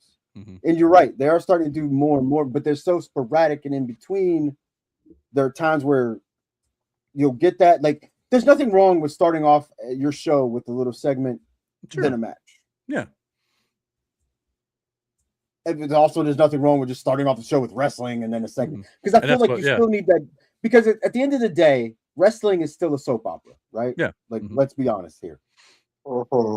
It's a soap opera with body slams. Okay? Yeah. You need some of the... Brandon's ruining the experiment for me. Shut up. You need some of that to break it up. It's like, okay, I'll give you a food analogy. When you have a lot of barbecue, you need something on the side. That's why side dishes are so prevalent and so needed in barbecue, especially because you have the rich fatty meat, whatever sauce it is that you're going with there. But the then main you course. need something to break that up, right? Right. There's certain, so in this same aspect, you can give me a lot of meat as far as wrestling goes, in ring shit, but I also need some side dishes, and then you cap that all off with a nice drink to wash everything down, so I go in for my next bite. You know what I mean? Like somewhere along the lines, all of wrestling has screwed up their menu, and we're trying to now get it back into a balance. Right. You know what I mean? Right. Yeah, I agree with you there. I mean, I wasn't gonna bring it up, but also last but not least, this is not a photo from AEW Dynamite this week, but but it is relevant. I should have probably put it in the notes, but this is on the fly. Monet did go to the finals. So Brad's going to leave. Why? Why? Well, He's again, not that good. No, Eric, don't do that. Don't do that. I'm not. I'm just saying that, Because, yeah. Here's Well, we talked last week, though. Well, you still think Athena's not going to the finals. I think she is. Brandon, you're We doing talked a about great last job. if she Go ahead. goes, she's going to lose. Or she may. We'll see. But like I said, Monet and Athena is the match that will sell on a pay-per-view. That is going to happen. So I think we saw this coming, but I just thought I'd throw that out there just because it did happen this week. So we'll just point that out. But yeah, other than that, I knew. But the thing was, we knew it was going to happen. I'm not going to say. No, I agree with you. I don't disagree with you. I just wanted you to know that if she loses, or I'm sorry, if Monet wins and Athena loses, I will be right on board with you. Just as angry as you are. If Athena wins, I'm fine with this because that's fine. That's fine. Yeah, so I'm just waiting to see with it. But yeah, man. Here's the thing. I'm not trying to say like I'm hating on Monet. That's not it. Like it's just really the not. usage. It's the usage. Her presentation, like the whole thing. Sure. Like, okay, look. Think about when Naomi came back, right? Right. What she went through, and then how big it was when she actually won the title. Granted, she had to release it because she got preggers, but that's neither here nor there. Yeah. Again, congratulations to her and Big Jimmy. But with Monet, it was this overdose of Monet, but it was in the weirdest way. Like there was a way to tell that whole story with her getting all those championships and all that to where it would have been like, oh, this bitch she's on a fucking tear right now. And then boom, she wins the women's title in AEW. Well, again, that's the one she can't seem to grab. It's the holy grail, she hasn't been able to get to yet. So, I mean, even if she wins the tournament, you kind of got a little story there. I'm not going to like that as much if Athena were to win. Because comparatively to Athena's story, I know. Like, it could be a lot better. If you would have substituted, let's just say here, if you would have put Athena where Tony was, right? Sure. And have her run roughshod over the company. Hell, even Tekla right now is killing it. But doing a great job. To give that same momentum to Athena, I don't understand that. Like how, and again, nothing's wrong with Tekla. I very much enjoy Tekla. Athena and Tekla would be a great match at All In. I'd be exactly. And it'd be not only that, it'd be a fresh matchup too. So totally. And I'm hoping that's where it goes. You had Athena there the whole time through this whole Britt Baker thing, through all of the other ups and downs of all the other women's champions that were there. And before Monet showed up, that you could have built up like a goddamn wrecking ball in your company. But yes, she was on fucking ROH. She's the longest running ROH women's champion for whatever reason. I don't know why, but she is. Well, that's deserving. I'm okay with it. Yes, but at the same time, who watches it? That's part of it too. Not everybody watches Ring of Honor, unfortunately. But yeah, I mean, if Athena wins and then goes on to All In, wins the title, fine. But I'm going to be even madder if she wins the tournament, then loses to Tekla, and then she goes right back to Ring of Honor. No, you need to go all in with, no pun intended, with Athena. And if you don't, this is a failure in a lot of ways. I hate to say it. So, like Mike said, if Mercedes wins, we riot. Mercedes won. Who cares? Look, man, like I said, and it sounds like we're burying. It sounds like we're burying her, but we're not. But it's just I'm gonna. Tell us how much you hate Mercedes. I'm gonna poo on this. Oh boy. Oh boy. Your games. And then Mike had a question for Brandon. He said, Brandon, what was the craziest fan interaction you had during your career? Started a riot. Oh yeah? Legit. I've not heard this. I haven't heard this either. Like got into a real fist fight with a bunch of people. They stole in the ring. Are you serious? Yeah, it does happen. That's what happened. I mean, that's crazy, man. We got to be so hated. Just the four of us at the time got to be so hated that one show, legitimately started a riot. Wow. Well, that definitely would top the cake, I'd say. Did Mercedes win that way? I mean, no. we had control of the whole thing. Like I was the heavyweight champ at the time. Two others were the tag champs, and the other was the mid hardcore champion. And like we had run roughshod over everybody. I mean, laid people out. All of their heroes, we destroyed them, put them on fucking, a list, and we just destroyed everybody. And I remember it was the first show in January. We came back, and it was like 20 minutes into a promo, not even 20 seconds into a promo. He targeted somebody in the crowd, and we just got the jaw jacking back and forth, and ended up pissing them off enough to where they legit tried to fight us. Wow. Well, I don't know why I was sitting here thinking about Charlotte. I was like, I was thinking Charlotte and Mercedes are kind of similar at this point. Charlotte was so hated for so long because of the way they pushed her, much like they're doing with Mercedes. And look what's going on with Charlotte now, where she needed to be rehabbed a bit, kind of the babyface run, and it's working. I don't know if you could do the same thing with Mercedes at some point, but that may be a solution down the line. But that's a tough road to hoe there, or whatever you want to call it. Mike said, Brandon, how about a funny interaction that you had with a fan? Any fan that almost made you break character? Jaden at one of the shows. His son? Nice. Yeah. He's in the background. You can hear him on the tape screaming at me to hit him with the hi-ya, like knife edge chops. Right. And I ended up grabbing. Jaden would be rooting for you. I ended up grabbing the guy I was wrestling and pulling him outside of the ring. And I was like, I told him, I said, I'm going to have my kid chop you. He was like, yeah, sure. So we go over to where him and Miranda are sitting there, and I grab him up and I go hit him. Jaden fucking chopped the shit out of him. Nice. I bet that wrestler sold it too. The only other time was when we're the bad guys here. We're the heels.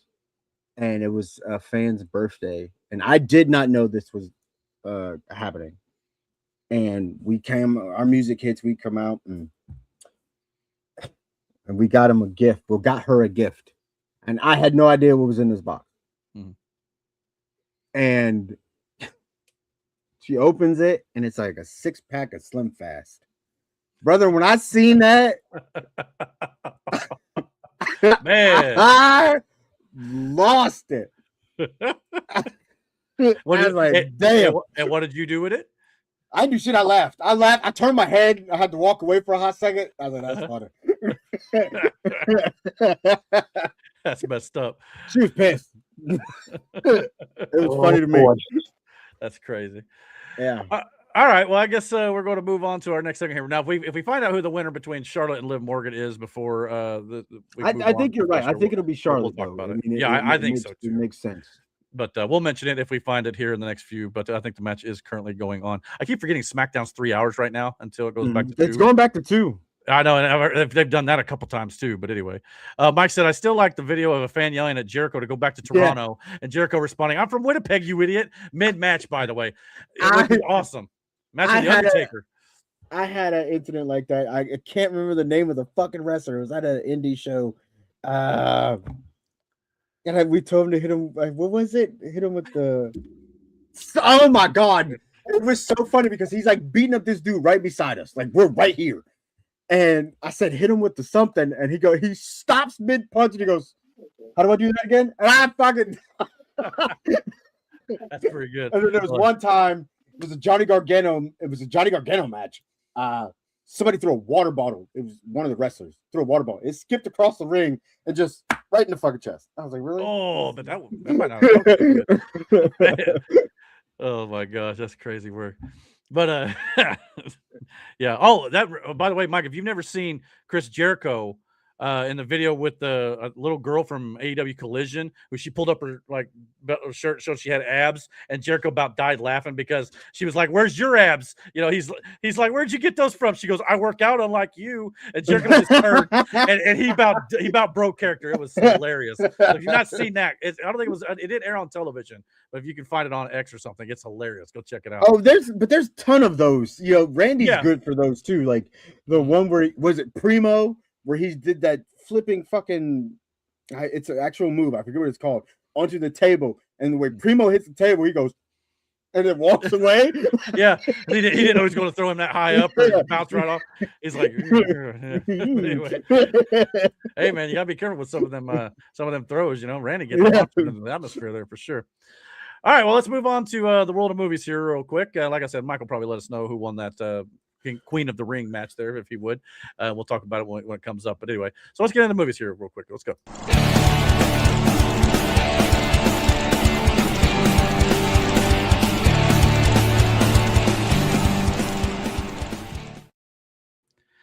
In case you couldn't tell, I was trying to drag it out a little bit as long as I could to try to get that Charlotte Liv Morgan winner in there, but there's only so much I can do. It hasn't happened yet. It hasn't happened yet, but that's okay. That's part of the way it goes. But like I said, we got a couple movie trailers to talk about and some rapid fire in the world of movies. So let's take a look at a couple of those. First up, we got our first teaser trailer for the upcoming Shrek 5, which will be coming out in about a year's time. So funny. So let's take a look at that real quick. And, I actually can't wait for this movie. All right, well, we'll talk about it. So let's go. Let's look at it. Once upon a time, a hideous ogre and a delusional donkey embarked on a journey to the magical city of further away. Oh my God, it's happening. It's really happening. Do you know what that means? I need a makeover. Get my arms yoked and my back jacked, my ass added, maybe even tighten up my badonkadonk. No, definitely not. So what you're saying is Shrek and Donkey off on a no, Don't say it. two stalwart friends. That's not what this is. On a whirlwind Donkey. big city. Oh, I'm caked up like a friggin' bakery. Brother, Is that you? what the gumdrop? What? Wanna date a snowman? Speed up, Shrek. You really can't help yourself, can you? Hell to the no, I can't. Shrek and Donkey, two stalwart friends off on another whirlwind big city adventure. Oh, this is bad. Baby, come back. Any kind of fool could see there was something in everything about you. What the heck? Roxy! Donkey! Wow. Yeah, so there you go. About June 30th, 2027, we're beginning Shrek 5. Now, just like it was when they released the first little clip that they had about, I don't know, 6 months ago or whatever it was, it leaked. Everybody online this week is complaining about the animation. I don't know about you, and maybe it's been because it's been 6 months since the initial look at it. Am I the only one? It's not really bothering too much. Look, I noticed there's differences between the old Shrek at the top, like the last, 20 some years ago at this point, and then the new one down at the bottom. There are minor differences here. However, I don't think it's as egregious as like Sonic was when he first came out and the fans outcried and they changed him. I just don't think it's that big of a deal. Just me What do personally. you mean? I know there's What's the gripe here? they're That's saying what it I'm doesn't. trying to figure They're saying out. it doesn't look like the old Shrek. It looks too different. Technology advanced. It is what it is. That's pretty Things much look it. better. Yeah, I mean, I understand it looks maybe a little different, but when I'm watching the trailer when it's in motion as it was, I just didn't really pay that much attention to it. I was I kind didn't of pay back attention in the to it at Shrek all. world. I don't so have a problem Yeah. with it. I don't see the big hubbub here. don't But either. it's a big online thing right now. But I think it looks good. I mean, Yeah, it looks we're not seeing a whole lot of it yet. It's still early. Obviously, what they Mm-hmm. did with Gingy, the gingerbread man, was a little out there. But hey, he got said cake for days. It's up like a bakery. Yeah. No, and obviously we're not seeing much of Zendaya as the daughter in this yet. You see a little picture of her there with the witch going across the water with the mermaids and stuff there, but she's kind of missing from the trailer. Obviously the brothers or the two young sons that are there at the bottom left there. Obviously they look a little out there, but they're teenagers now. Obviously they were young kids in some of the old Shrek movies, and now they've grown up. So they're going to look a little different. So maybe people are just looking at that going, well, this is weird looking. But Shrek, Fiona, Donkey, no Puss in this trailer. I'll be interested to see if the Puss in Boots is in this or not, because at the end of the last Puss in Boots movie, he was on his way to Far, Far Away. So maybe he's in this movie. We just not seen him just yet. I don't know. But we'd love to see Antonio Banderas come back. Obviously, Mike Myers, Cameron Diaz, and Eddie Murphy are all back. So looking forward to seeing Olaf that. looked like he was down on hard times. Yeah, that was a little out there too, a little crazy. You want to date a snowman? Mm. Roll the windows up, Shrek. Yeah. So I mean, I don't know. I thought this looked like a lot of fun. Personally, I didn't see I the did big too. problem I with didn't it. see anything wrong with it from the trailer at all. I thought it looked good. I So. think it looks hysterical. I mean, And let me tell you something. The last Shrek, I think it was Shrek the Third, mhm. and the one with Rumpelstiltskin. Yeah. Run with Rumpelstiltskin burned me out so much on Shrek. Well, I think that was done in 2019. And well, I'm saying, Eric, It's been a I it's been a think minute. that's where the gripe is coming from. Oh, it's even further than that. Hold on. Like it's like one of those franchises where it's like maybe we should have stopped at 3. No. Well, I mean, 4 was with probably the worst one. It was 2010. Yeah. Actually. But it's what I'm telling people is that go see this movie and enjoy it. Don't shit on this movie. Well, it's I been think- 16 years. It's a So Yeah. kids movie. It looks great. It's But we gonna have be a funny. unique opportunity too with the way the Shrek movies, the setting of the Shrek movies. It's all fairy tale shit, right? Like, yeah. so mostly. there's a lot of different stories to weave in with the overarching Shrek world Mhm. with certain characters from fairy tales that I think it'll be just fine. Like, right. again, I've come to the realization that people find shit to bitch about just to find shit to bitch about. Yeah. Now, to be Oh, fair, Here's the thing: if you're not Yeah. gonna watch it, then okay, move on. Like, yeah, just it's go not do for something else. you. Yeah, Then why do you gotta get in the comments section and make death threats? Well, this isn't Shrek, I remember, or I'll kill you if you of don't course fix it's not. it. Stupid, that sort of stuff. Of course But it's not. to Matt's credit, I think around Shrek 4, people were getting burned out on it. And some people are sort of saying the same thing about Toy Story right now. More on that in just a minute. But at the same time, Toy Story has had a bit of a hiatus too. Shrek has now had a 16-year hiatus, 17 by the time the next one comes out next year. So that amount of time off can get fans to want to go back to that world. And if that's the case, this may be just fine. But yeah, by the time 4 come around, fans were like, all right, another one at the Puss in Boots people stuff, say now this. people saying they're getting burned out on Toy Story is wild. I like the Puss in Boots movie. I thought it was good. Weren't you just Werewolf scared the shit out of me? Weren't you and Aaron last week talking about how Toy Story should have ended at 3 and we should have had 4 and all that sort of stuff? No, I did. defending Toy Story. I did. Okay, well that's fair, but at the same time, I'd still watch this one. Sure. But like, I just feel like there's certain points in certain movies where like you end off. The send off that you have is like, yo, this was magical. It was everything you could have wanted for it to be the end of. Sure. And then it's like, oh, we're doing another one. It's like, but why? Yeah. You know what I mean? Well, Like, and a lot of people are now saying with Toy Story 5 that they've seen it, they think 5 is what 4 should have been. So if that's the case, okay, maybe 5 will redeem 4 a little bit. And then 5 would be the send off. Yeah, well, 4 is the one. Who knows? Which one was the one with the bear in it? That was 3. Yeah, fuck that one. No, that was a great That one. Lotso was good. That was I get his motivation for what he did. It still makes him a bad guy, but I understand why. The best villains think they're doing good. I felt bad for Lotso, legitimately. Yeah. But then, again, that doesn't make what he did good. But like, I genuinely felt bad for him. Sure. Right. Yeah, yes, the universe needs correcting. Perfectly balanced as all things. Yeah. Perfectly balanced.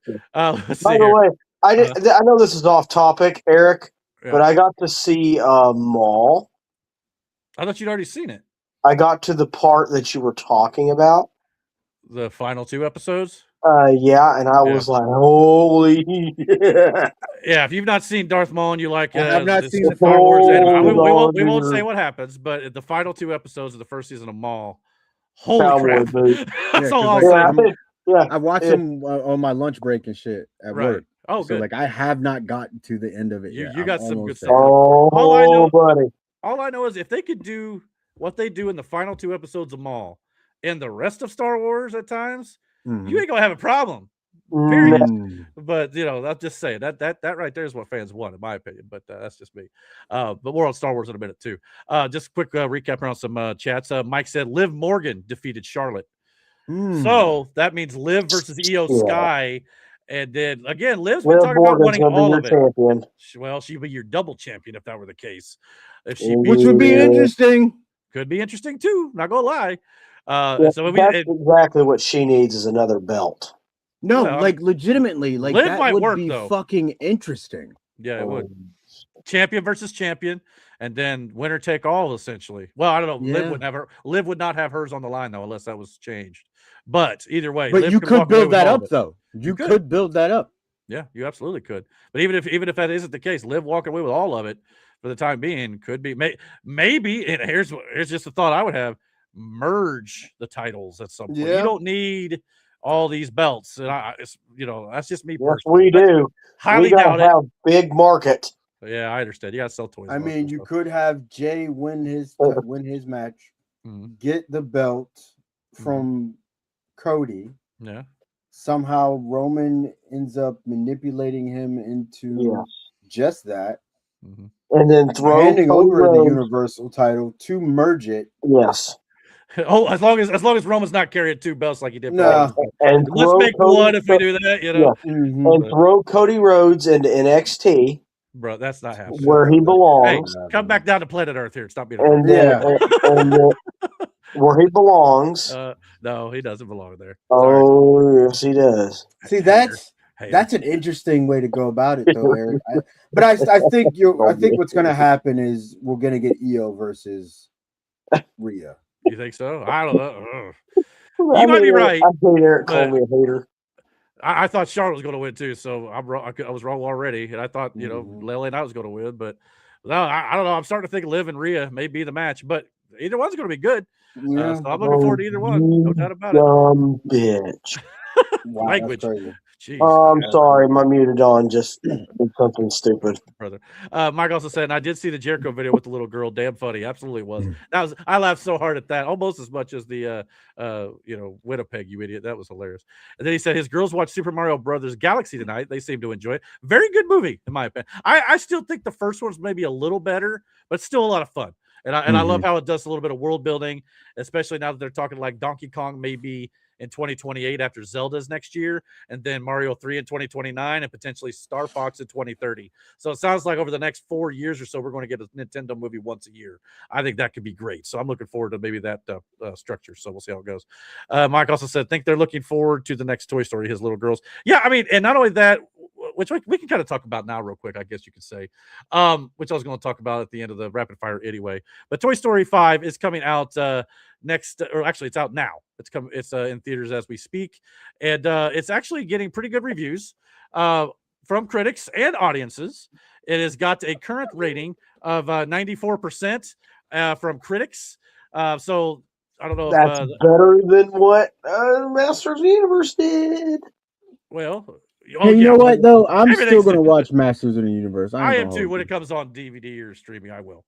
But I will not pay a box office ticket for that movie. Now, when it comes to Rotten Tomatoes scores, like I said, this is the lowest of the franchise when it comes to critic rating, but they're still saying it's up there, probably even higher than 4. Some people were saying it's in the upper echelon of Toy Story films. Now, when it comes to audiences, they're also agreeing pretty much right there with critics, giving it a 93% rating. So that means audiences are enjoying this as well. Now, a part of me is a little apprehensive about going to see Toy Story 5 for myself in theaters personally, because they're saying Buzz and Woody may only be in this movie about 20% of the film, which to me would suck. Now, I do understand this movie is supposed to be about Jessie, the cowgirl, and her noble steed, as it were, Bullseye. But and that's perfectly fine, because they are a female cowgirl doll with a female human character as their owner.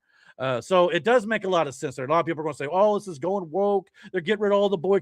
I don't see it that way in this particular case, because, again, I have no problem with female leads in a movie when it makes narrative sense.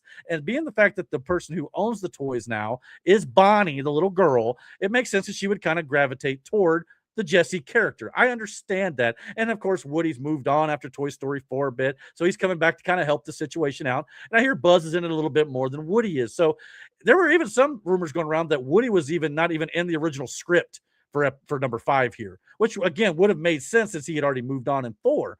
But a Toy Story movie without Buzz and Woody is just not a Toy Story movie. So you got to have them in there somewhere. So I'm a little concerned about how much they're maybe in the movie. But that being said, regardless how much they're in there, they're saying it's actually a great film. They're also saying that like Ham and Slinky Dog and Rex is not really in the movie hardly at all.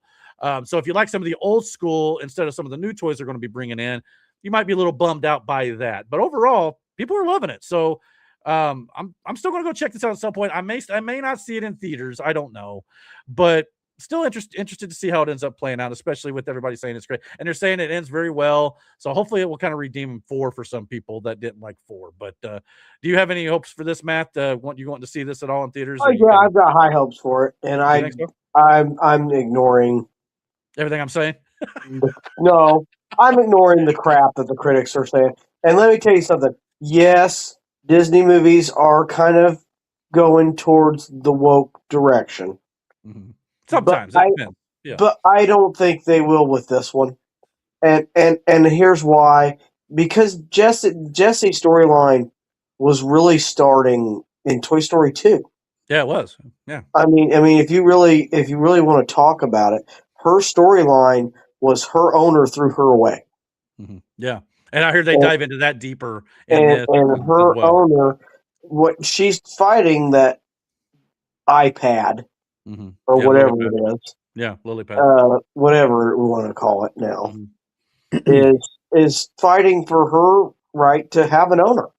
Well, and you mentioned Jesse's trauma from her owner in the second film, kind of threw her away or whatnot. So she's probably concerned in this movie it's going to happen all over again because of the introduction of technology. So trying to break people's hearts or poo-poo on people when I say this.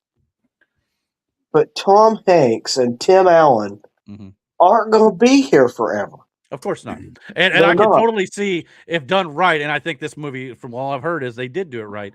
Jesse could be the one to kind of take the reins, pun intended, a little bit here, to be the leader of this franchise moving forward. I have no problem with that. No, yeah, I agree. And look, I don't like it when movies shove certain agendas down your throat just to say, here's look, girl boss. You know, Rey from Star Wars comes to mind a little bit, but when it makes sense, I got no problem with it in this particular case. Just like Mike said, if the movie's good, I don't give a damn what the lead character is. Okay. Yeah, precisely. As long as it makes narrative sense for what they're trying to tell. I'll argue this with you, Eric. Sure. I really didn't have a problem with Daisy Ridley in Star Wars. Well, I loved the cinematic idea of Palpatine's granddaughter and Anakin's grandson. The execution could have been better. But the ideology of that being the storyline, sure. I love that. I love that aspect. The big problem with Rey was it was one of those things like she didn't have to train or anything. Like she was she already knew how to use the powers pretty much. And by the time 8 come around, they showed her training some. But in 7, she was like going 1-on-1 with Kylo Ren, beating him. Now they also forget Kylo Ren took a big shot blast to the chest and was bleeding out and all that sort of good thing too. I had a lot of problems with her beating him the first time. Yeah, that's what a lot of people were upset about. And then, of course, it snowballed from there. But in the same sense, Kylo Ren looked like a spoiled brat in that movie. And that's kind of how his storyline is, really. Right, sure. But back to Toy Story. I think that's a good direction for Toy Story to go in. Do I think they're going to make 5 more Toy Stories? I don't think so. I could see them maybe doing one more because this one is going to make bank. It's already blown out a lot of pre-sales and opening day records. But if they do make another Toy Story, it will not be with Woody and Buzz. No, and I think probably not. Yeah. Sadly. I think also too, what will end up happening if they do make another Toy Story anything, especially with Jesse, will probably end up being a series or something that they'll put on Disney Plus or something like that. And I think that would work for instead of the big blockbuster movies again, because again they realize that Woody and Buzz are Toy Story. No matter how you want to cut it here, most of us, and again I know they're trying to build up Daisy and not Daisy, Jesus Christ, Jesse and Bullseye to I think be Daisy Ridley. yeah to be the next Woody and Buzz, but that's and there's supposedly a subplot in here where, because remember, Jesse and Buzz are kind of like a couple, so I think there's some underlying story in here. I heard that Buzz wants to get married, so that could be, Buzz may still be in it. I mean, we'll see what happens, but like I said, this may all tie up everything. It may not even do 6, but if they do, I mean, there was also reported this week, like they felt that you can't do Toy Story without Buzz and Woody in some form or fashion. I tend to agree with that, and I'm hoping that they at least are around in some way. But yeah, it seems like they may take more of a supporting role in this one and those moving forward compared to the leading roles that they had to start. So, and that's fine, as long as it makes narrative sense. Let's see here. There's a few chats here. Mike said, I think it was Jim Cornette that said that the best villains and heels are the ones that truly believe they are in the right. Talking about Lotso. Yeah, you're right. Absolutely. And I think that's usually, look at Thanos. He thought he was doing the universe a fantastic thing, and he was not. We'll get back to the rest Killmonger, same way. Right. A lot of the MCU stuff, even Ultron, thought, Helena, whatever you want to call her. Hella. She thought she was. Yeah. And Mike said, I won't say their name, but remember we once had a coworker who said he never watched The Big Bang Theory again because he found out that Jim Parsons, who played Sheldon Cooper, was gay in real life. Who the hell cares? Again, it just depends on how it's done. In the show, it played no factor in the show whatsoever. Completely. It didn't matter that he was gay in real life or anything like that. Now, there are certain shows who like, oh, by the way, you've been watching for 10 episodes, all of a sudden, oh, now I'm gay. Okay, well, now you only did that just to push a narrative. You know what I mean? Like, there's certain ways of doing it that I think are fine. There are other ways that can be a little bit more controversial. He also said, I love Modern Family, mostly because Mitchell and Cameron were hilarious. The whole cast of characters was great. And that's another good episode, or another instance where that fits the narrative, or that fits the story of the show from the jump. So that one I have not much of a problem with. So again, it just all depends on the execution, in my opinion. So yeah. And I guess since we're in between topics here, we'll go ahead and mention the wrestling part. He said right now Rhea Ripley is actually legit hurt. I do remember this. She has a knee injury. Word is thinking they're thinking of backup plans just in case she can't go for a while. Okay, well, if that's the case, that could have maybe played into the decision a little bit too. It'd be interesting to see what they end up going with if she cannot go by SummerSlam, which would stink for sure. So hopefully and MJF is also dealing with an issue with his knee too. He's working through a swollen knee at this point. So he's even said that he knows he's got an injury, but he's 30 years old and they need the champion on the show, so that he's going to work through it. So he's like, I signed up for it. I know what I signed up for. So there you go.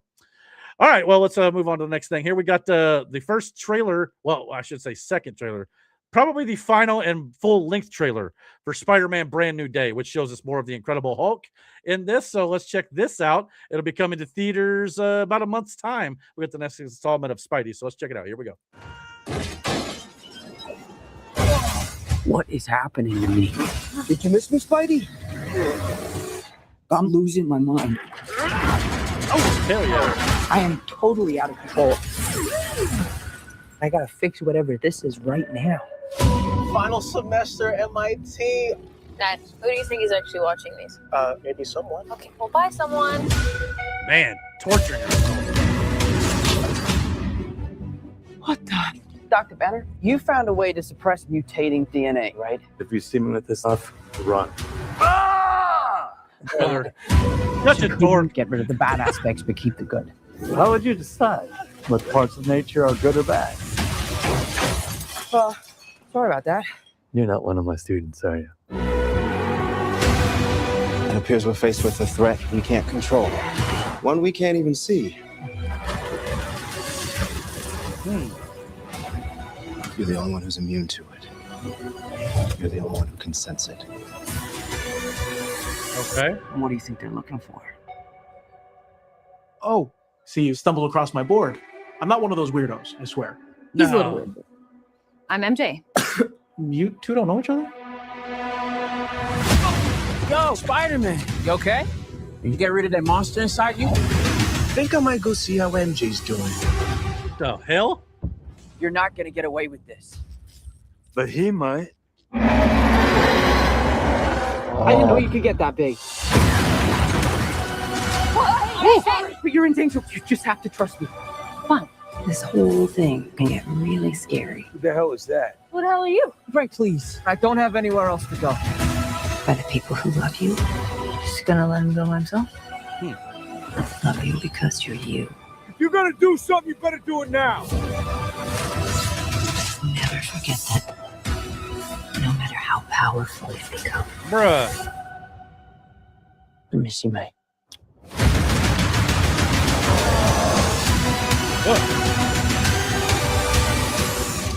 Huh. All right. Just give me a sec. Give me a sec. I'm not in high school anymore. It's me in Oh, the morning. you stretch? You a big stretcher? It's so good for you. You ready? There you go. As tickets are now on sale for Spider-Man Brand New Day on July Look 31st. great. So yeah, I mean, that was the first time I actually got the chance to sit down and watch the entire thing all the way through. I've not been overly hyped for this one just yet because it feels a little darker in tone, which again, that's perfectly fine. The last few have obviously been much lighter in tone and things like that.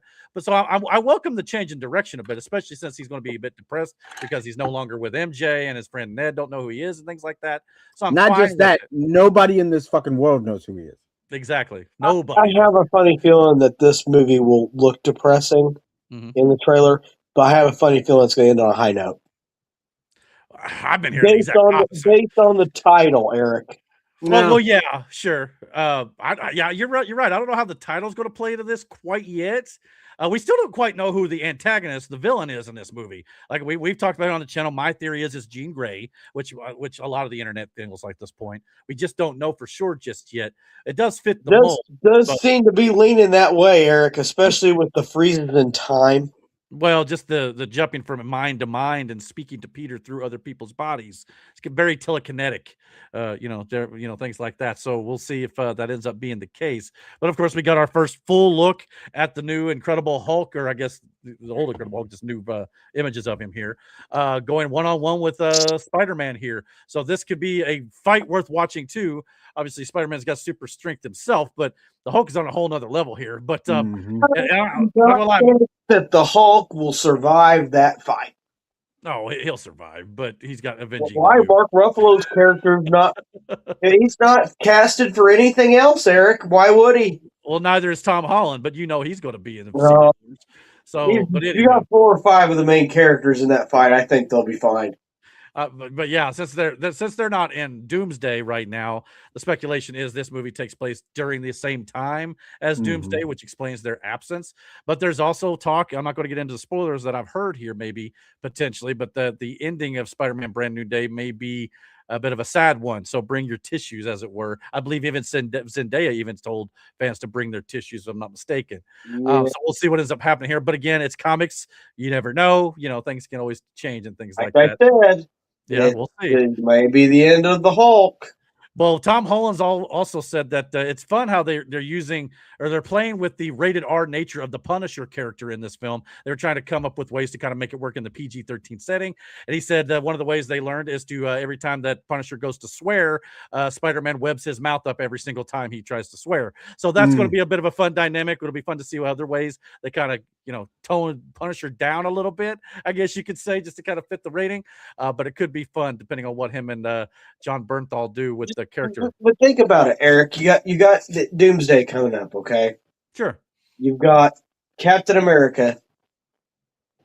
Probably we don't need him anymore. No, we always need Steve Rogers. We don't need Steve Rogers anymore. More on him in a minute, but yeah. You've got Thor. Mm-hmm. We don't need him anymore. What are you trying to say? You want to kill them all off? We've got Deadpool. We need him. We don't need him anymore. Matt just wants to see the world burn. Let's just be honest. It's burning. It's burning with a big amber. It's going to last forever.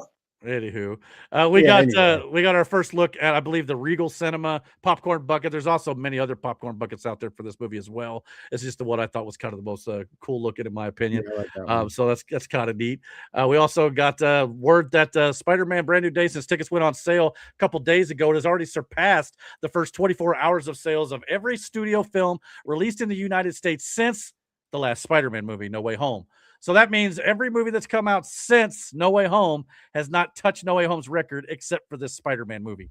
So nationwide, including non-studio films, since No Way Home. Only Taylor Swift's The Eras Tour was better.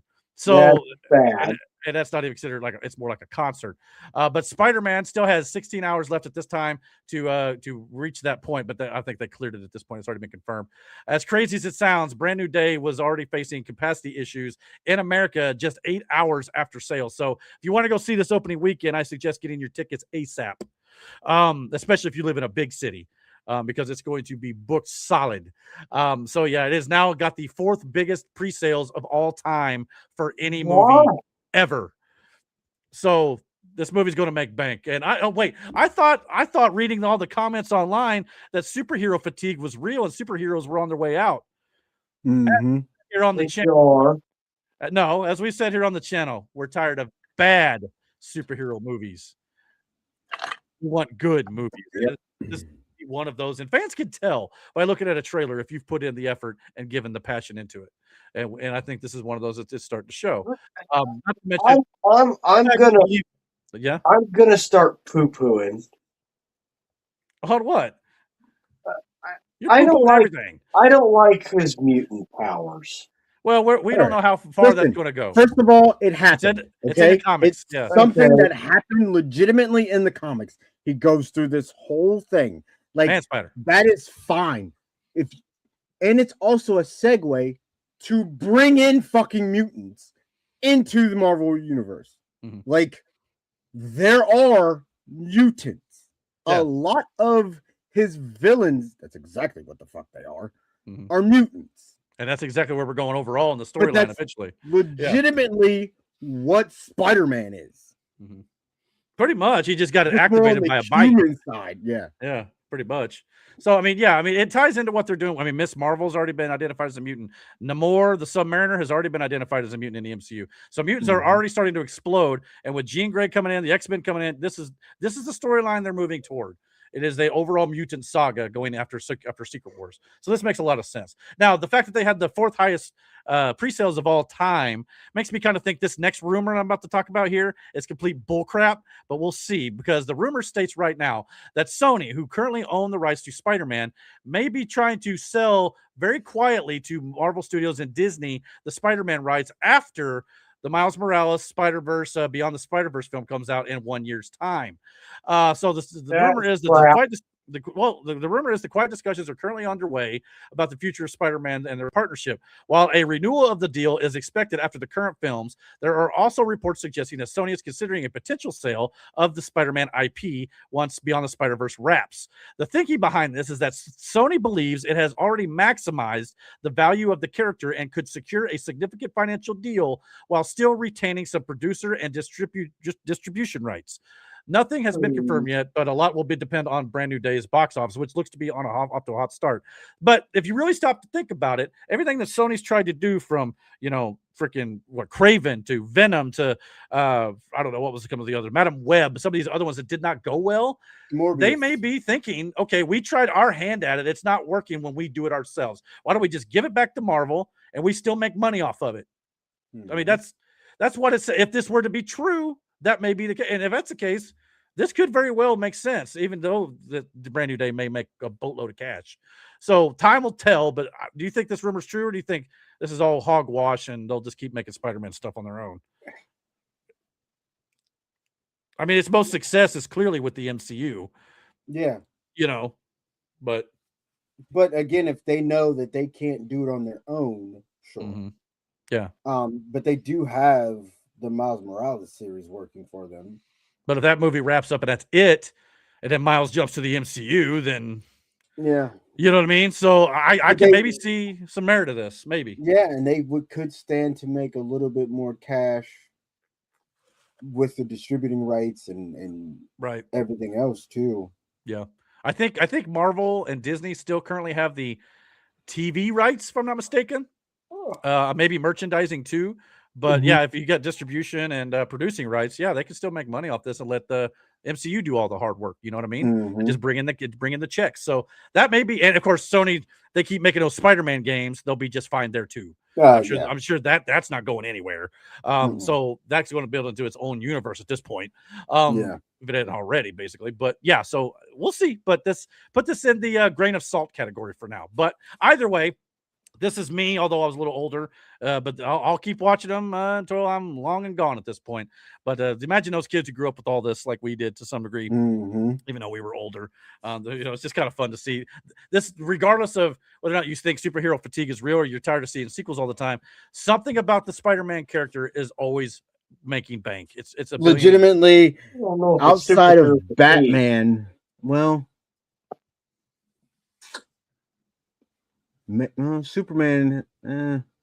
Batman. I don't know who's had more origin starts to a series. Yeah, and even the MCU's kind of really didn't get one. They kind of went over it a little bit, but yeah, they alluded to it. But it's basically. But I think that's because you already had the other two, right?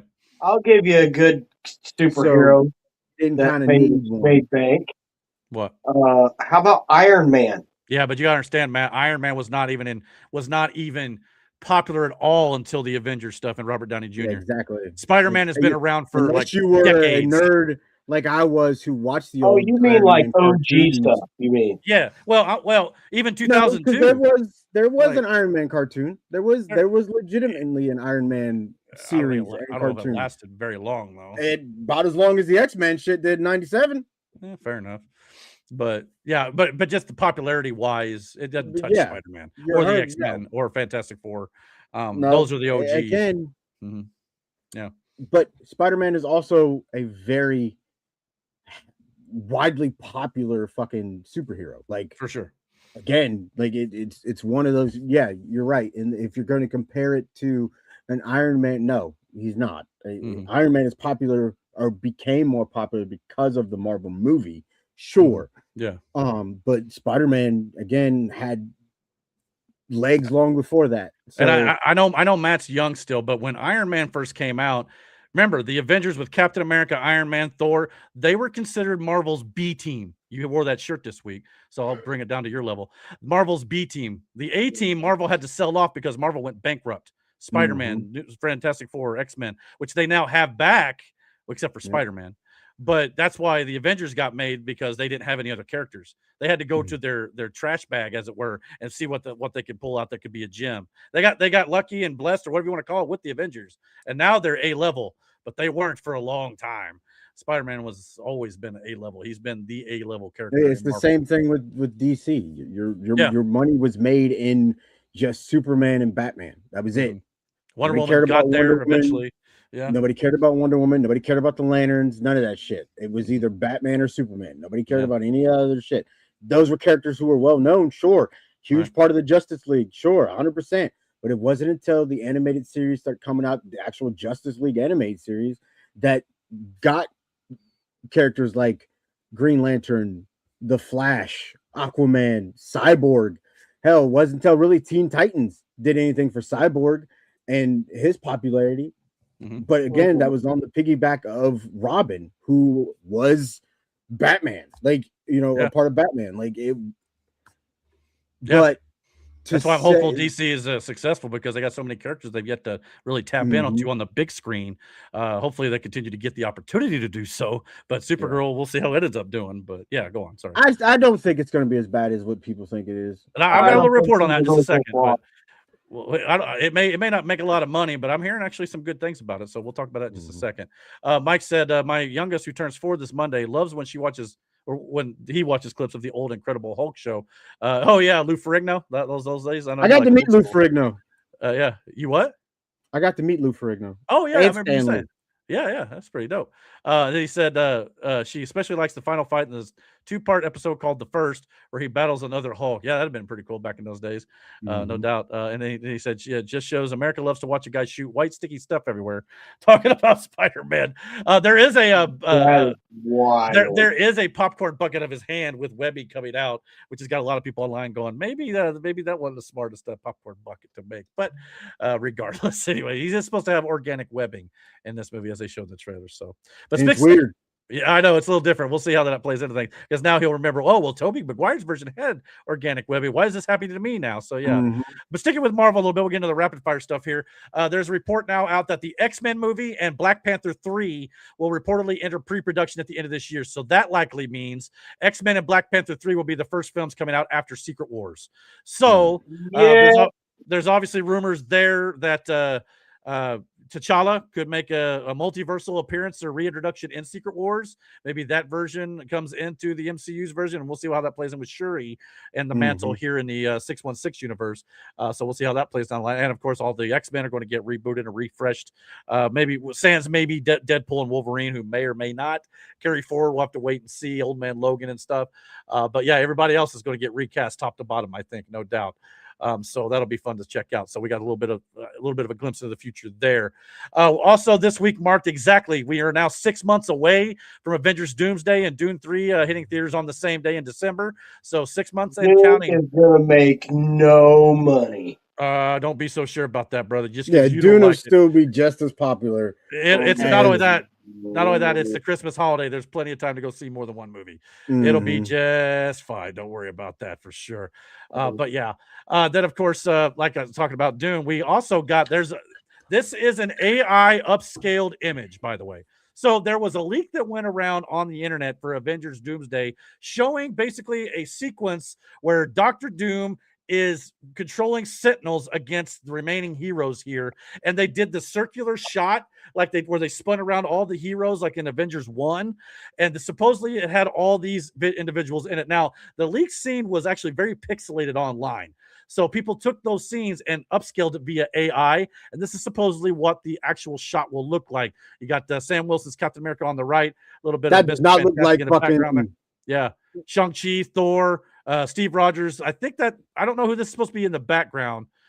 Maybe Beast, but then you got Mystique. But the other image here, maybe a little more clear here.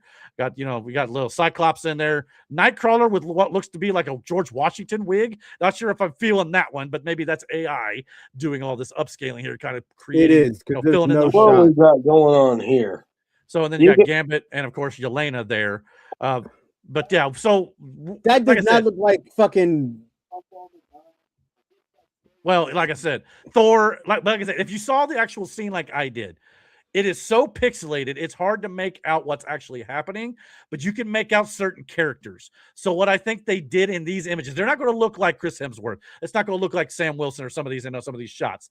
But what I think they did there is based on what they could see in the pixelated version, the AI kind of upscaled it and tried to make it look a little more HD to where we can kind of see what maybe the scene could look like. This isn't an actual shot from the movie. So I want to stress that. So, but yeah, because some of this doesn't look that great. But obviously I think Steve Rogers is pretty accurate. I think Thor and outside of the face, Yelena and Cap, they look pretty good. The Mystique stuff is kind of too far in the background to really tell for sure how accurate this is. Yeah, who cares? Okay. But is that Mr. Fantastic? Yes, in the white jacket back here, supposed to be, yeah. So, and then, again, where's Ben Grimm? Where's all these other characters? We don't know. But they're probably dead. Maybe. That's possible. So, I don't know. We'll have to wait and see. But this has just kind of been going around and making the circles. So, take for it as what you will. But it could be our first glimpse of what we There is something I do want to point out about this scene. Yeah. And I want to know if, Eric, you kind of notice it. What? Is there anything else that you guys notice about this scene? There's Sentinels in the background, sure. There's Sentinels in the background, yeah. I mentioned it. You remember a vision that was in Deadpool and Wolverine that Deadpool had? Not really, no. Why? About him, he goes, wait a minute, I want to go back and see that. Thor's crying over top of him or whatever. Sure. That is kind of what that scene's giving me, that vibe. Well, I mean, in maybe. the background. There are supposedly like other leaks that Deadpool and Wolverine have been spoiled to being in this movie, which I think most of us probably anticipated anyway. But they're just I don't know how much they'll be. Yeah, I don't know. I've actually heard some rumor about what happens at the beginning of the movie. But again, rumors are rampant right now. Who knows? We're 6 months away. I'm trying to avoid them all as much as possible. But yeah, I'm not going to spoil anything here on the channel outside of, like, obviously this is all speculation. Now, the thought right now is the Avengers Doomsday trailer probably going to drop at Comic-Con at the end of July, and they're already setting up for that. So I can see within the next month we're going to our first official full-length look at this. So we'll see what ends up looking. But that's kind of where it looks like right now. So we'll see how it ends up playing out and if it's all accurate.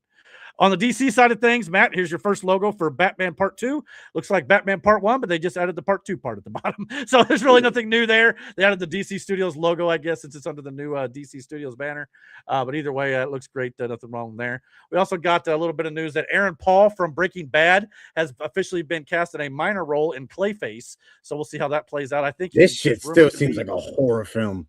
Oh, yeah, it's supposed to be completely. And yeah, a lot of people saw this like, oh, there's our DCU Batman. I don't think so. From what I heard, it may be Clayface's father.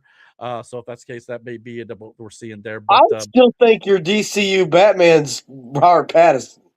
Well, that's possible too, but time will tell. I don't believe anything out of James Gunn's mouth right now. Well, there's a lot of talk with Supergirl and stuff, and then Man of Tomorrow. If Supergirl doesn't do well and then Man of Tomorrow doesn't do great, James Gunn may be out the door 3 movies in. So we'll see how it plays out. Either way, if he's out the door, one thing's fine. But I want to see them continue with the characters and actors that they're setting up. You can change course a bit if you want to, but I'd like to see the Lanterns and Superman and Supergirl. Lobo, I'm also there with you, Eric. It's like you're not giving him enough of a chance here. Exactly. I agree with that.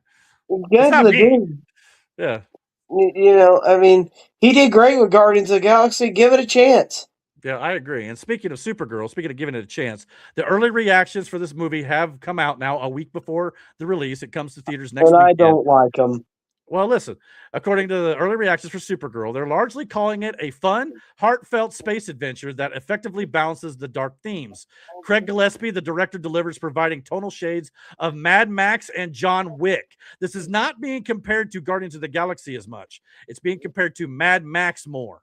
So if that's the case, it's going to intrigue a lot of people right there. It's getting glowing praise with the visuals, action, and production design. Millie Alcock, Eve Ridley, Jason Momoa, and David Cornsweet, who is also in this as Superman, all receiving universally praise for their portrayals. The weaker aspects of the film include the underdeveloped villain with Krem, but even the MCU had underdeveloped villains when they first started out. So that shouldn't make or break the film. And while not as strong as Superman, it is said to be more emotionally complex and a worthy follow-up to the first film in the DCU. So if that's the case, it sounds like it's going to be pretty good. But because it's stuck in a dead zone between Toy Story 5 and Minions 3 next week, it's got an uphill battle on its hands. But if the quality's good, it's only the second film in the DCU. I'm hoping it continues to build and build. And from what I understand, it does. With all those movies out, it still shouldn't poo the bed. No, it shouldn't. But they're also saying it does build the lore of the DCU and, you know, progresses the story moving forward. So you can't ask for much more than that. And the reason why they're putting out these reactions early is I think they realize that they are stuck in that zone where they need as much good word of mouth as possible before it released next week. So I'm just intrigued by Lobo. They say he's great as Lobo. From what I'm hearing, they're saying him Jason Momoa. They said looks like he's having the time of his life. Can't lose the fight. Like the dog walked the shit out of Superman. By the way, and let me tell you something. His casting in Minecraft made that movie. I have been looking for a Garbage Man jacket everywhere, and I can't find them. I still just to have Are you serious, dude? I know. I'm terrible about it. What can I say? You have HBO Max. I've got Minecraft. I get so behind and doing other things too. So it's on the to-do list. Okay, as Shrek once said. He's hilarious in this fucking movie, dude. Or in that fucking movie, dude. Yeah. Seriously. Mike said he's never seen Mad Max or John Wick. You need to get on that, brother. At least John Wick for sure. I'm not the biggest Mad Max fan, but I like the idea of this being set kind of like a dystopian future, which is kind of what Mad Max is. So I can see it working for Supergirl, especially in this adaptation of Supergirl. It's going to be a different version that people are used to seeing in the television shows or on the big screen. This is a new comic version that they're adapting for the big screen, so I think it could be different. He also said, could you imagine Deadpool's reaction the first time he'd see Bruce Banner transform into the Hulk? He probably tried to sing him the lullaby like he did in his movie. So I mean, he knows about it. I mean, he knows who the Hulk is. Yeah, I'm trying to think. Well, the one where he tried to shove a grenade down his mouth because in the comic, yeah, where him and Wolverine was trying to get away from him, did not work out well. I can't imagine it. He just burped that thing up, and no problem. Did not work out well. Oh, we lost Matt. He'll probably come back. Uh-oh. But yeah. So yeah, I agree with you. That's for sure. I want Matt's opinion on this next story. Man, He'll come that back. Supergirl. Mhm. Look, again, I don't go off of critics' reviews. I'd rather watch the movie my damn self and then figure whether I like it or not. Like, it is what it is. Right. So I'm going to see it no matter what. I don't give a shit if they know it's super, whatever. I'll go see. I'll be the judge of that. It just feels like nobody's going to theaters anymore unless it's for a specific thing. You know, it just sucks for all these movies that appear to be good based on audience and critic ratings right now. Masters of the Universe. Now this, maybe Supergirl's not tracking the greatest, but Toy Story and Minions are going to make bank. But I get it. You can't go see everything as a family. I understand that. But it's just going to suck if they don't make, if like they pull the plug, like say on the DCU, for example, because they don't make money off of it, you know. But maybe it'll make bank on streaming. It's just the dynamic is changing. It can't just be even a based on drive-in. I'd go to the drive-in and watch these. I ain't got to go. We ought to do that too. That'd be great. That'd be fun. We ain't done that in forever. Fucking drive-in. So yeah.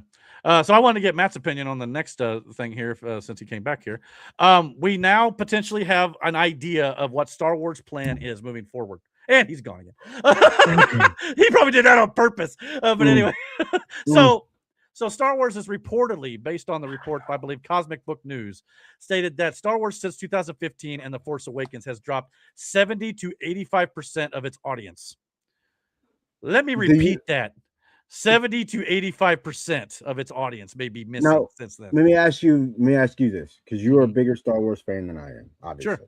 Right. Don't get me wrong, I love Star Wars. I've loved right. It's just I get it. Yeah.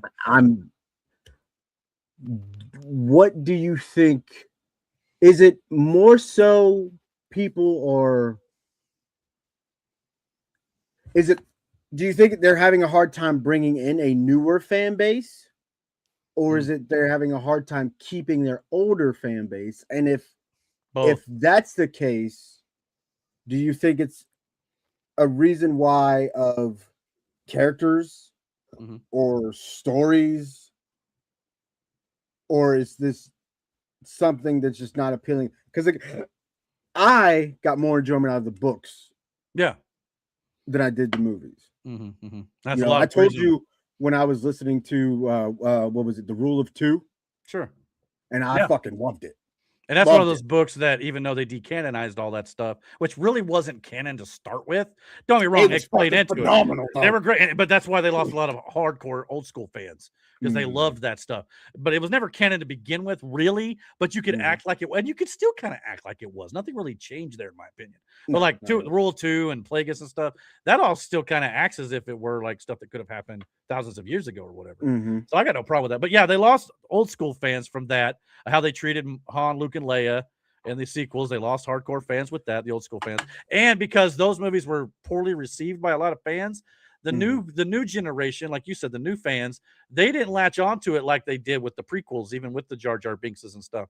So they lost both, unfortunately, when they did the sequels now. So I don't know if this plan here that they're reportedly going to be going with here is going to be any better or not. But here's supposedly the plans they have moving forward.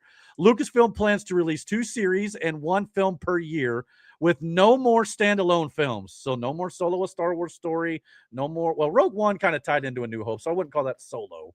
But no more Mandalorian and Grogu, where it stands on its own. Their plan is 2 series and 1 film per year. All future films will connect to the next saga. So starting with the next saga films, I'm guessing episode 10, 11, and 12, everything moving forward will interconnect movie-wise together.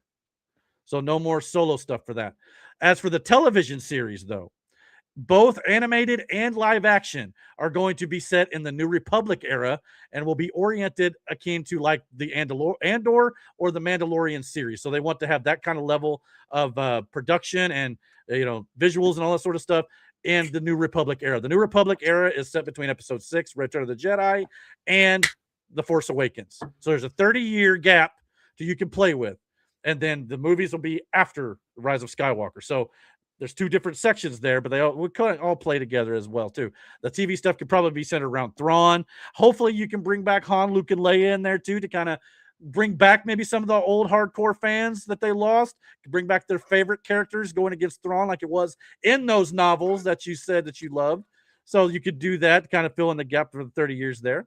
They also say Lucasfilm is going to focus on seeking out emerging talents ages 18 to 25 in order to establish continuous and long-term productions. So they want their actors and characters to go for long periods of time, much like the MCU. And then Disney wants the new Star Wars movies to take risks, establish new worlds, and follow clear proposals similar to what Star Wars Starfighter will be next year, which is supposed to take place after Episode 9. So it sounds, if this report is true, the rumor we talked about a few weeks back about how they're maybe talking about getting rid of 7, 8, 9 doesn't sound like that's going to be the case. Because Starfighter takes place 5 years after 9, and then they're going to start afresh. Whole new storylines, new characters, everything. All connected, one continuous timeline after that. Makes sense. But the TV side may be more with the Mando, Thrawn, and the Filoni verse, as it were. And they could still tie in stuff maybe down the line, too, with Grogu deep in the future as he gets older, too. So I don't know if that's going to win back a lot of fans. I know it would make me intrigued as a fan who's been watching for, since I was a child. So if you could bring back, obviously, the OG characters, the actors, one of them's no longer with us. Harrison Ford's not going to do it, and Mark Hamill's kind of gone off the deep end at this point. But so at that, you could get recast and maybe still do something with these characters. Time will tell. So do you think it's a work, or do you think it needs to go on ice for a long time, like it did maybe for the Shrek franchise? You know what I mean? What do you think? I don't know, man. I feel like with Star Wars, and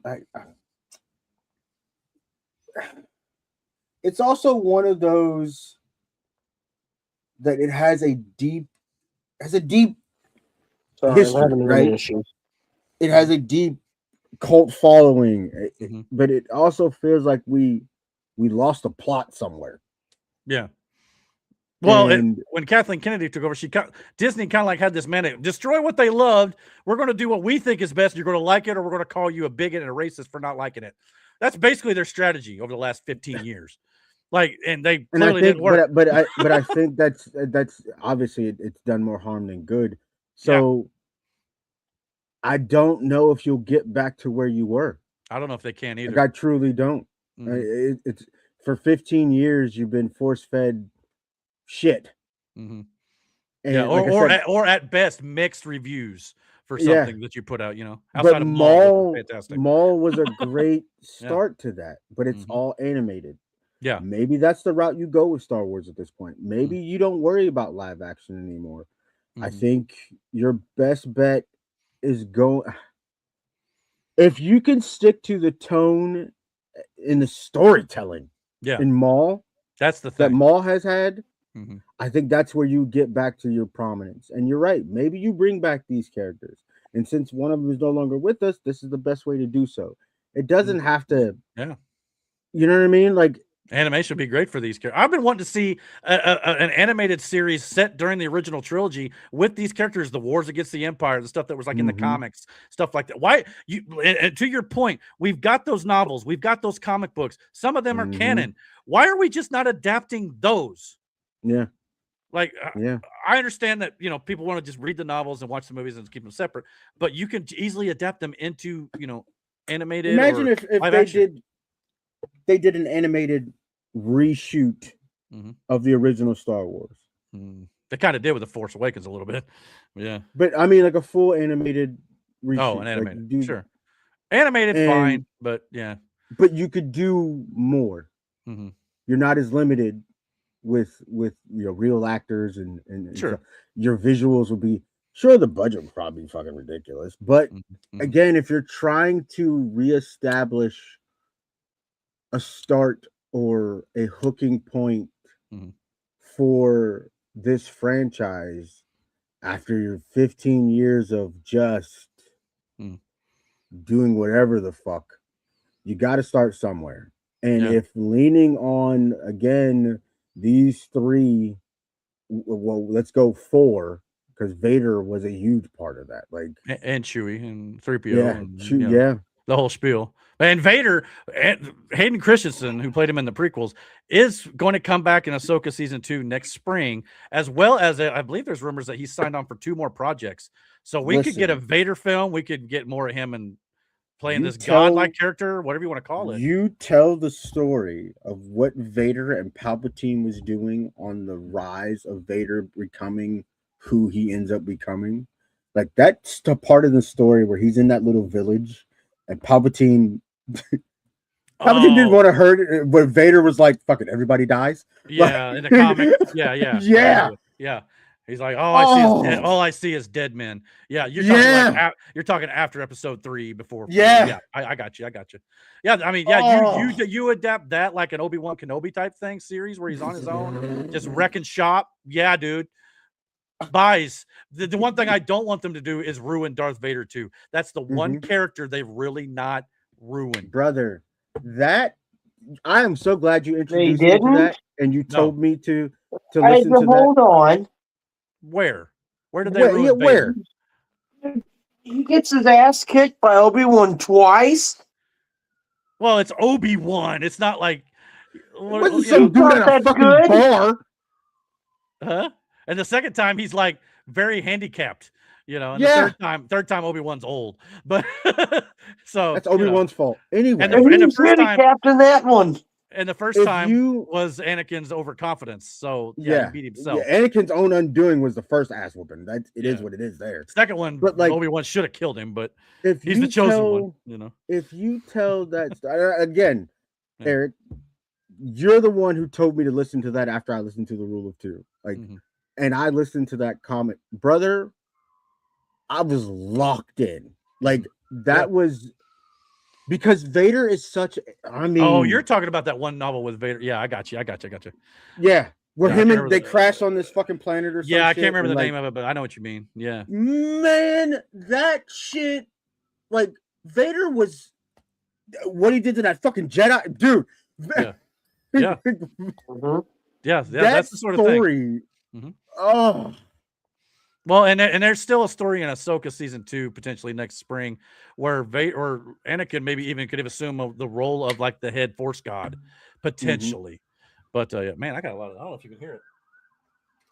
You're going down out there. Yeah, a lot of sirens going by out here. I don't know what's going on. But yeah, like again, I'm sorry to get back where we're talking about. To get out of this slump, you got to do something, and I feel like with Star Wars, it's one of those. You've lost the respect for your hardcore fans, and you don't have any respect from your new fans simply because they don't give a shit about your characters. Like, at least with your hardcore fans in the beginning, you felt for all of these characters. Chewie, obviously, C-3PO and R2-D2, amazing. Han, Leia, and Luke, even though that weird thing between Luke and Leia. I'm glad we worked that out. But that being aside, like you felt for these characters. You rooted for them to beat the Empire here. Yeah. And again, I want to have that feeling I had at the end of Rogue One when you knew that motherfucker showed up. Yeah. And you're like, well, this shit's over. You know what I mean? Like, because that's the presence he had.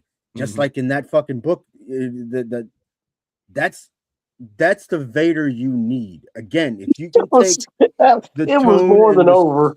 Yeah, well, now why in episode 4 they were running from him. It's like, If you could take the tone and the storytelling that Maul had, but apply it to that to give people that feel of Star Wars again, then you're good. Yeah, but you got to do something. Because for 15 years, you've done nothing but shit on a franchise. And it took a while for people to just jump ship, too. This wasn't just an overnight thing. Like, you really had to fucking work at it, and you nailed it. And the one thing, again, I kind of come back to this, too. And we're going to move on for just a second here in a minute. But episode 7, 8, 9, as much as people did not like 8 and 9, especially 9, after 8 kind of screwed the pooch over a lot of people's minds, 9 still made over $1 billion. Because partially it's a numbered saga film in the Star Wars franchise. So if you do episodes 10, 11, and 12, people will go partially just because, okay, well, let's see what they're doing with the next numbered episode. Some of these, like the animated stuff, a lot of people don't watch that stuff. So they don't get it when some of the Rebels crew shows up in Ahsoka season 2 in live action. Those characters' origins started in the animated show. So if people didn't pick up from there, they're not going to watch the show because I don't know any of these characters.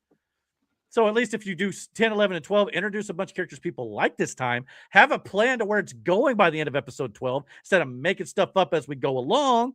Things like that can actually improve, and hopefully fans will jump back on board. But you need hit after hit after hit after hit. Is not Spielberg, none of this mixed stuff. It's got to be good across the board. is he still involved in any of this? Who, Lucas? Not really, no. Yeah, Lucas.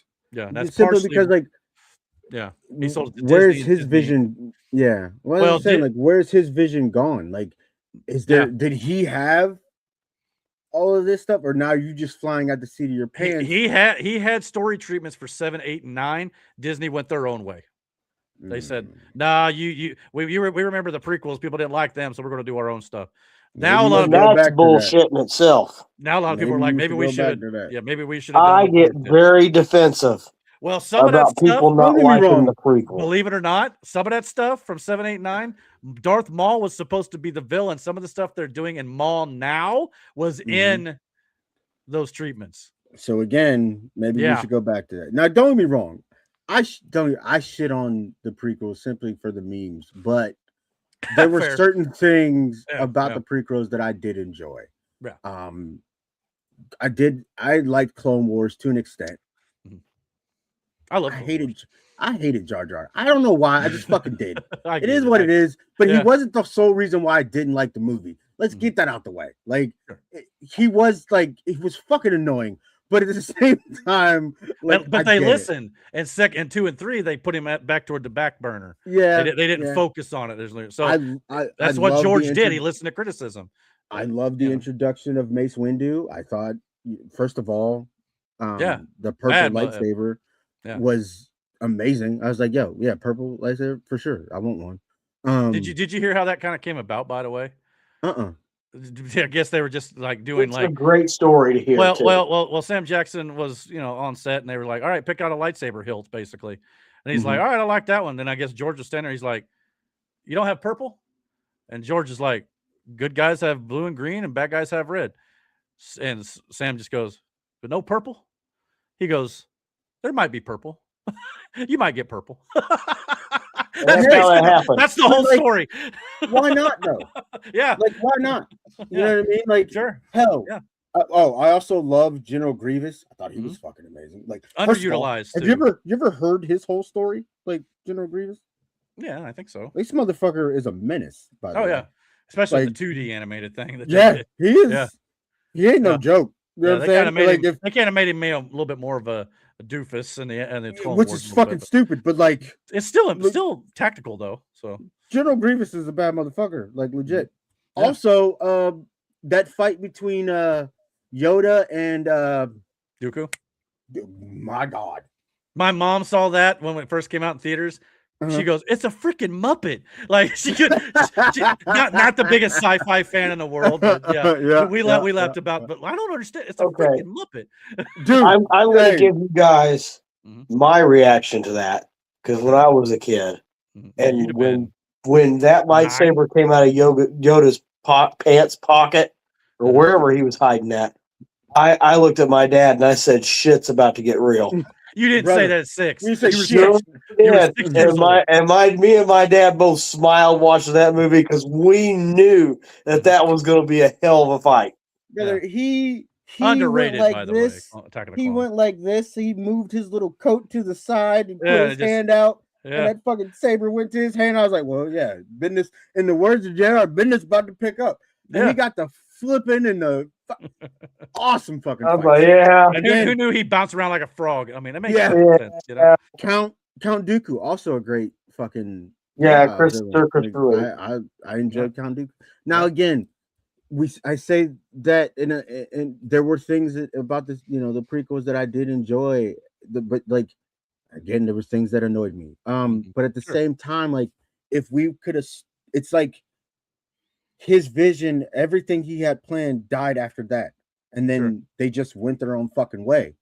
Maybe because there's still magic in those movies. Period. Oh, absolutely. Yeah, it's still got that touch. maybe get back to that. That's the hard part, because George is the one who did 1 through 6. 7, 8, 9. That magic, it just wasn't there. Then what you did to Han, Luke, and Leia, killing them off one at a time in those movies. Now, granted, 9, you kind of didn't have much choice because the actual actress had passed away at that point. Mm-hmm. And it was supposed to center around her a lot more, but it's just like, man. But yeah, I mean, it's just, you just have a plan. That's the biggest thing. And and a lot of that I still credit to Kathleen Kennedy's leadership. New CEO at Disney, new creative officer, even though he's been running some animated stuff for years at Lucasfilm. So I'm hopeful, but it's going to take a little time. But I'm hoping after Starfighter next year, maybe they'll. I mean, the way they killed Han Solo off. Yeah, my brother, which Harrison wanted to, stopped watching Star Wars after they killed Han Solo off, because he was like, "Well, the 6th movie meant nothing." That not really. legit was one of those I did not see coming. The entire first half of the 6th movie meant absolutely nothing. Well, yeah, you could have killed him off on Tatooine, or he never survived the carbonite, which was actually the plan. The reason why they put him in carbonite at the end of episode 5 anyway is because Harrison Ford didn't have a contract for Return of the Jedi yet. So they put him there in case he didn't re-sign. They would have just killed him off there. But he re-signed. They got 6 out of him. They kept him alive. Harrison wanted him to die after 5.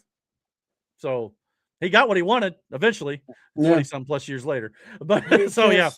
It was one of those deaths that was like, I wanted him to die after 5. Unnecessary, though, like in the way that it happened. I mean, I guess. I understand. Because it didn't really serve a purpose. Well, it's supposed to further. It's supposed to serve Kylo Ren going even further. But it fucking didn't. It kind of did, but he ended up turning back to the light anyway. So, which is always seems to be the way it goes too. But yeah. Anyway, we'll move on from Star Wars. We got a lot more to talk about here. But Mike said, I know one is Marvel and the other is DC, but could you imagine a Deadpool Peacemaker crossover? Just the back and forth would be worth the watch. Absolutely. Oh my Lord, I'd love to see that. Get the shenanigans that those two could get into. I'd love it. It'd be R-rated as heck. Yeah. But yeah, I'd love it. Hilarious. Hey, keep that in mind for future guys over there, MCU and DCU. Keep it in mind. He also said Matt is never going to get a gig as a camera guy. He keeps dropping out of frame. As much as he's been poo-pooing, he probably won't get a gig as a producer or a writer or anything either, because he just didn't like anything tonight. He's muted. He's talking to somebody. And then Mike said Yoda pulled out that lightsaber in episode 2 and people in the theater started applauding. Yeah. Because something they've been waiting on for decades at that point. And I thought it delivered. I know it was very heavy on the CGI, but it delivered. Obviously, Yoda's a little 3-foot-tall green. But and then those people who complained about Yoda being CGI after episode 2 are the same ones complaining that Grogu is a puppet in Mandalorian and Grogu. It's like, yo, you can't. This is what Brandon said. People just want to complain to complain. You want to complain about shit. There's really nothing wrong with Mandalorian and Grogu, but people just want to. Oh, it's puppetry work. But that's the way it was 40 years ago. What are they again? What? Yoda's race? Oh, I don't think they ever gave it a name.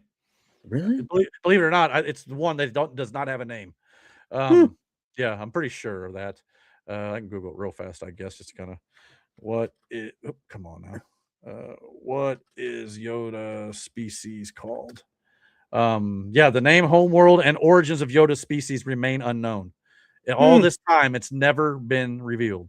So maybe that's something we get with Grogu down the line. Maybe that could be very cool. I mean, all we know is they live to be like 900 years old. So, or they can. So that's all we kicking really ass, apparently. Yeah. And they don't all talk backwards either. But you don't all see them either. You don't see a lot of them either. No, Yaddle and the prequels and Yoda. That's pretty, and now Grogu. That's pretty much it. So yeah, that's pretty much it. But speaking of Star Wars, we got news that Mark Hamill, who played Luke Skywalker, who I'm not a big fan of as a person these days, politically at least, he has reportedly been cast in Twisted Metal season 3. Now, who he could be playing, no clue. I heard it was Sweet Tooth's dad. Really? Going into the deep lore of Sweet Tooth, are we? I guess. Sure. I mean, I guess I gotta get caught up, but you gotta. It's a good series, man. What I saw of it, I liked. I just didn't get it finished. Story of my life with a lot of these shows, unfortunately. I love the stuff, but I don't get it all watched.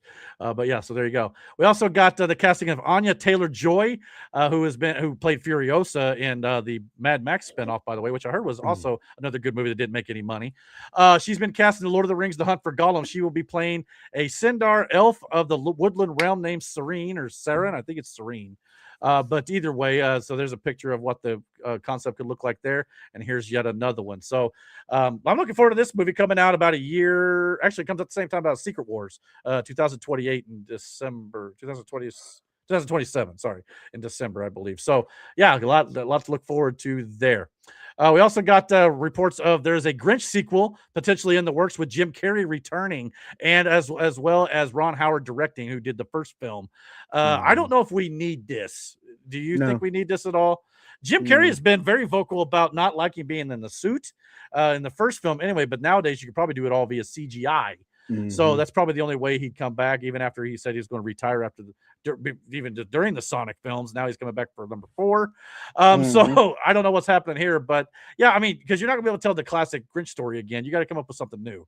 So I don't know if this would be worth it, but that is the rumor. It's just in talk phase right now, so we'll see if that ends up happening. But Jim Carrey may be coming back.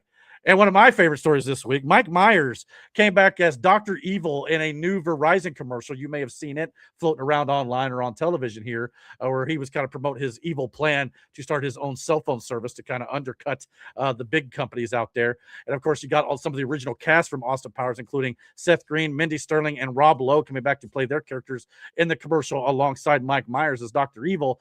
And it got a lot of people wondering, and I guess the question was broached to Mike Myers at a World Cup event hosted by Trevor Noah, and he asked him, "Is there going to be an Austin Powers 4?" And Mike Myers just said yes and nothing else. So no details added, and go on that for what you will. But he says Austin Powers 4 is happening. Any interest in this? Austin Powers 3 gold member was in 2002. So that was 24 years ago at this point. Don't get me wrong. Right. I think with the Scary Movie success that they had, sure, it opens the door to bring back a lot of these spoof, but raunchy comedies that we used to have. Yeah, you know, to bring the funny back to this fucking world. So, sure, maybe. But do we need it? Not really. I mean, it's one of those things too. Like, I recently went back and I love the original trilogy. Grew up with them, 20 years ago. I was in my 20s or whatever, right out of high school, and loved them. But I went back and watched the trilogy again a couple years ago, and I still liked them because I remember what it was back in those days. But I just don't know if they live up to today's, or if people would like them today. Like, you go back and watch something, it's like, well, it was funny for the time, but would it work now? I'd like to see them try. I really would, because I'd really love to have another great comedy out there that I really like. So I'm all for it, but I don't know if it's going to play as well. So it's kind of like I think Rainn Wilson said from The Office. He said that you just can't do comedies like that anymore. People don't get into them, where there's really, you don't worry about offending people. You just go for it. So I don't know if it worked, but hey, I'd be down to see it work, and hopefully it'll get tried, and we'll see what happens. And I guess we already talked about the Toy Story stuff. So that's all I got for the movie. So you guys have any thoughts on some of this stuff or no? Matt's about to sleep. Is he frozen? If I don't know. I hope so. Clip the shit out of that. That'll be the next. And if I can find mine earlier, we'll add Lord Jesus. I can make all sorts of pictures and stuff with his picture right now. Anyway, yeah. Again, I mean, we harped on Star Wars for a minute, but I think with the Spider-Man, I'm really interested in that, because now I'm curious as to who the fuck this villain is. And if it's not Jean Grey, then who else could do that? Oh, the Spider-Man? I don't know. That's a tough one, because it's a lot of unseen shit. The guy, I mean, like a Xavier type. It would have to be somebody with like telekinesis, I think, or telepathy. But there's a couple of different ones, but she's one of the stronger ones. Besides Charles. I just think with the color scheme of the hoodie that's covering up the character, the yellow, a little bit of green in there, it feels Jean Greyish. And we know Sadie's Dark Phoenix, though, or at least the uncontrollable version of it so far. You know what I mean? Yeah, Dark Phoenix. Sure, Phoenix, whatever you want to call it. Yeah, I couldn't remember if she evolved into it or whatever it was, but so very well be the early version in Spidey's. Why? I don't know. And then you got to figure out, well, what did they do with her at the end of the movie? They introduced Xavier and all that stuff in the MCU already. I mean, you got to figure some of this young cast is probably already cast. If they're making a movie at the end of this year, it's probably at least in the works. So maybe. So yeah, I'm curious. I'm very curious. No doubt about it. All right. Well, we got a few other things to talk about tonight. We'll get out of here tonight. Like I said, no politics this week. That's how I would end Doomsday. With the X-Men? Yeah, I can see that. Well, with him saying, "My name's Charles Xavier." I mean, you could. They probably got bigger things to fry than just recruiting X-Men mutants at that point. But yeah, it's you could probably do that, so to speak, at the end of Spider-Man. That's true too. You could, depending on how it all fits together timeline-wise. Absolutely could work. All right, let's get into the sports. Like I said, we're going to end with gaming tonight. So after sports, don't go anywhere. We're almost done, but we're going to go into sports first. So let's do that.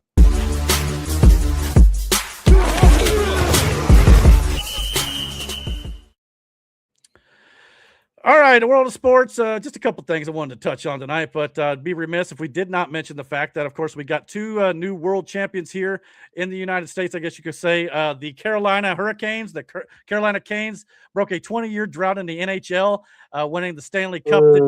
So let's go ahead and mention them real quick. And, of course, breaking a 53-year drought, the New York Knicks won the 2026 NBA Finals after being uncursed by Danhausen from WWE, and they won every game but one after that. And then, of course, the Knicks winning the championship. They had their big celebration in New York City this week as well. Jalen Brunson obviously leading that crew as they hoisted the trophy in New York City. And obviously this is AI, didn't actually go into the Statue of Liberty and do this, but I thought it was kind of funny. So I thought I'd kind of add it here too. But yeah, the parade itself, even the night of over there around Madison Square Garden, roadways were completely jam-packed, no doubt about it.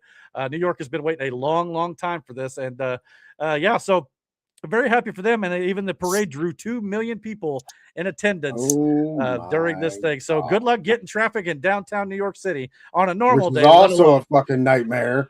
For sure. So let alone on a parade day. Don't even give it a try, boys and girls. And then, of course, you got some pictures here just of Brunson holding the title and all that sort of good stuff. So you guys got any thoughts on the New York Knicks? Long time coming since 1973. It just sucks it wasn't the Pacers. Sure, but hopefully eventually with Halliburton coming back, maybe. But for the time being, it's the next world. We're just living in it, the NBA, I guess. So, yeah, I mean, it sucks to the Knicks. Yeah. Say what, Brandon? Sorry.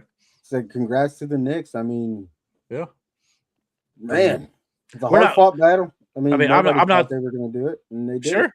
Yeah. And even a couple of years ago when the Pacers were right there, they're the ones that we tangled with before we went to the finals. And, of course, what happened to Halliburton happened. And, the Pacers lost that year to the Thunder, I believe. And now here the Knicks are once again. No Pacers to worry about this time. So no Pacers to stand in their way, as it were. But they earned it. I mean, I'm not going to take anything away from them, no doubt about it. So congrats to them on their 53-year breaking of their drought. So that's pretty cool. Also, it has now officially been announced, too, that the New York Knicks have accepted an invitation to visit the White House and become the first NBA team to accept an invitation during a Donald Trump presidency. So good on them on that regard, by the way. So many others have just said no. Well, that's because the Knicks ownership. Well, maybe so. I don't know. But the Knicks ownership are that way. He's been a diehard Knicks fan for fucking years. Well, then it's just to me. I don't know about you. I don't care which president's in office. If I'm invited to the White House, I'm going to go. I'm going to go. Yeah. You know, I mean, they're just celebrate your victory. It's not as much as people try to make it. You know what I mean? So good on the Knicks in that regard. Mike said this. I'm a fucking diehard Knicks fan. Like he's just as proud as the Knicks are. So like, absolutely. So, I mean, this makes a lot of sense. I got no problem with this. Mike said this makes the 8th year in a row there is a new NBA champion. Yeah, I saw that. Like every single year, there's been a new one for the last 8 years. So that's good. Yeah, that's good. That means new teams are getting opportunities. It may all depend on how things shows you the real competitive nature of the NBA if that's the case. Absolutely. So good because let's do away with these whole fucking super teams. Yeah. Granted, the Bulls. They weren't a super team, so to speak. There were plenty of other super teams around the league too. At the same time that the Bulls were doing their things, they were just better than Jordan was better than all of them. So pretty much. Yeah. If you were a team in the 90s or whatnot, it sucked to be you, because if you weren't on the Bulls, you had a bit of a rough time. But yeah, and at least until Jordan retired. For real. But yeah, because he come back and still whooped you. Anyway, so yeah, but I know Michael liked that comment. But anyway, Mike said, before you sign off, let me wish Brendan. Yeah, I did see your text. I forgot. Mike wanted to wish everybody happy Father's Day. Going into this same weekend. To you too, man. Absolutely, same to you guys too. And a reminder to Eric and Matt. I don't know what that means, but maybe he's not done typing. He'll get back to that. But anyway, yeah, happy Father's Day to everybody. As we're going to wrap this up here in just a minute. But yeah, also something Matt wanted to bring up. He asked me to the show, so blame him. This is probably about the most political we're going to get tonight anyway. But the Major League Baseball is punishing their players for Bible verses they wrote on their pride caps during a Pride Month event for the San Francisco Giants. And basically what's going on here is they had these hats on that had the rainbow and Pride Parade flag or whatever, the LGBTQ flag or whatnot on the hats. And some of the players expressed their faith because they probably don't agree with the lifestyle. And whether you agree with the lifestyle or not, to tell these players that they don't have the right to, voice their beliefs on their own thing is, to me, egregious, which is why the Department of Justice is investigating the Major League Baseball League for religious rights violations after the Giants' pride hat warning, because they wrote Genesis 9:16, which is the story of Noah and the ark and the promise of God to for the rainbow to promise never to flood the earth again. That's where the rainbow originally came from and what it really means according to the Bible. So it just got a lot of people all upset here about whether or not they should be able to protest this. But imagine if the roles were reversed here, and let's say hypothetically they had a faith night at the Giants game, right? Do you think if somebody were to wear an LGBTQ flag on top of like a cross hat, do you think everybody be freaking out about it just as much as they are about this? No, they'd be perfectly fine with it. So why can they express their beliefs and Christians can't? So Matt, I know you want that is the problem. What you just stated there is the problem that I have with this. Yeah. So I just thought it's bullcrap, and I'm really shocked that it came from a team like the Giants. Well, it is San Francisco. And I get that it's San Francisco. Yeah. But I was very surprised of that. Now Colorado, a lot of people don't know this. Colorado's ownership is predominantly gay pride. I think the person is. That's also Colorado. But and they have that represented in their uniforms. That is something different entirely. Right. Okay, they don't shove it in your face. They represent it in their parks ownership and what they believe in, and there's nothing wrong with that. I don't have a problem with that. But making people wear gay pride stuff, and some people making them wear gay stuff on their uniforms. Yeah, well, and it's one of those things. It's like, do that. It shouldn't be mandatory if that's the case. You know what I mean? Correct. Because you wouldn't want to be mandatory if the roles were reversed, like I said. But that right there is where I had problems with all this. And me personally, I don't agree with the lifestyle. That's just the way I right. Believe. But again, it's just one of those, regardless of how I feel on that, or if you feel the same way, it shouldn't be about that. It should be about, if you should have. But it shouldn't be shoved on people. It shouldn't be forced to do so. That's the way I look at it. And the players got mad about it, and as they should, and they did what they were supposed to do. And let me tell you something: they're punishing their players. And let me tell you something: come trade deadline time, these players are going to want to be traded. Well, we just saw a few weeks back. We saw a few weeks back the same thing happen in the NBA, where a player was criticized for not or he was speaking out against some of the stuff that they're doing for Pride Month and stuff like that, and he got shunned for it. But a lot of players come to his defense and stuff. And I believe Roger Clemens for the Major League Baseball also come out. Did he play for the Yankees? I believe. Yes, he did. Come out and said that he should be allowed to wear Bible verses if that's what he believes. So Roger Clemens is also a big time advocate for Major League Baseball. Right. So it didn't surprise me that his voice was heard. But yeah, Hal Steinbrenner. Could you imagine someone from New York Yankees doing this? Oh yeah. I mean, the Yankees are. People don't realize this. The Yankees were really designed as the team that came back from World War II. Yeah. That's why they call themselves the Bombers. They were the Bombers. Gotcha. And that's where that nickname came from. And a lot of people don't realize that. But as far as the Bible verse comes, people should be, if we're allowed to express gay pride on things, Right. Well, we should have the freedom to express religion.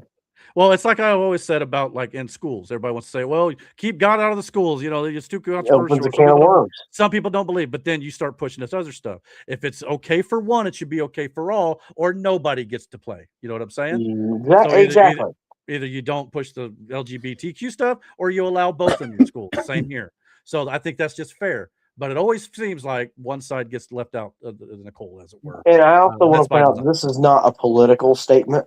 No, this is sports related. This is a sports related thing that I wanted to bring up tonight. Yeah, so blame Matt. I'm just kidding.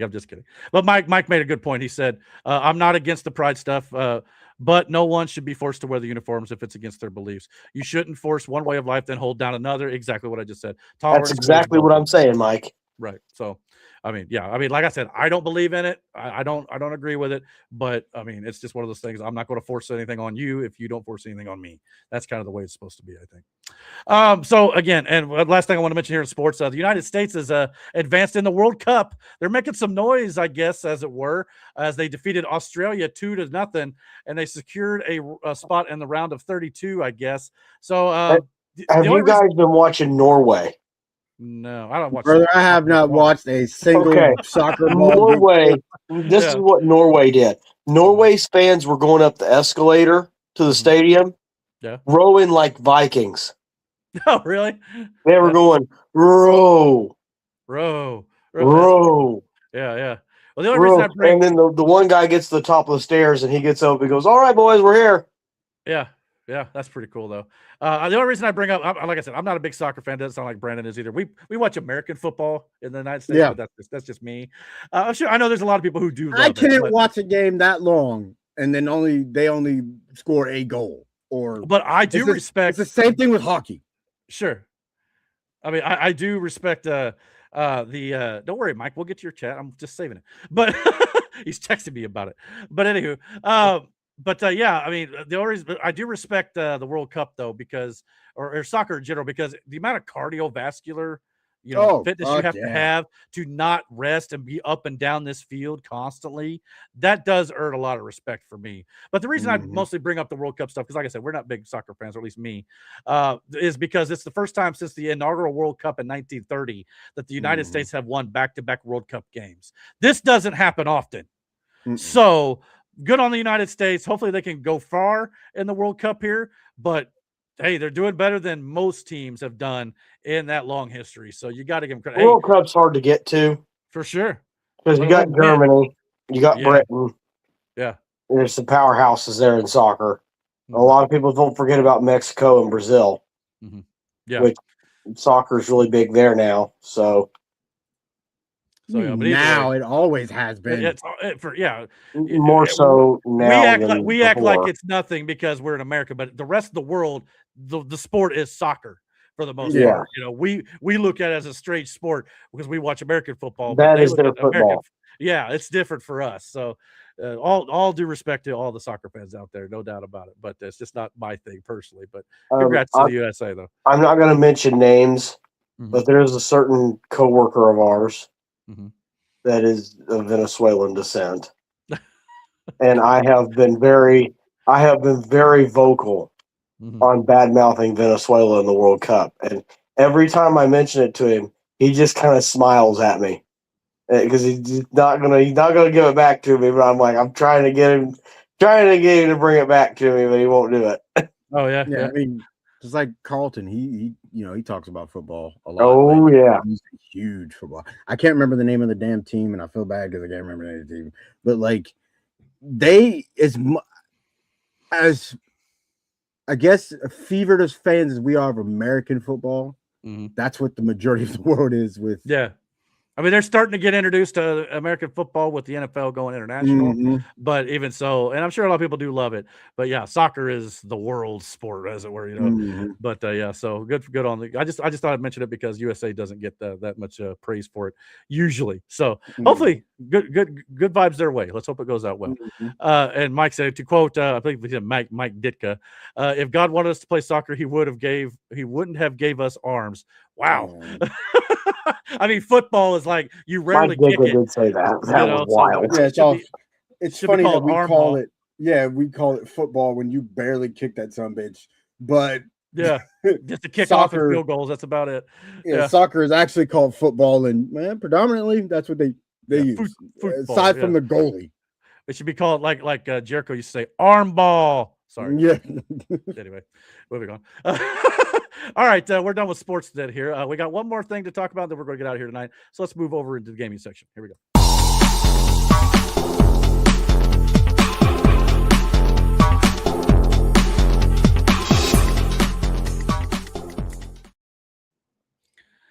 All righty. One little thing I want to talk about here because it's kind of important. And we'll probably end up talking about it again next week, and I'll tell you why in just a second. But this week we got the official cover reveal of GTA 6, so I thought I'd play that for you guys, and we'll talk about it. Here you go.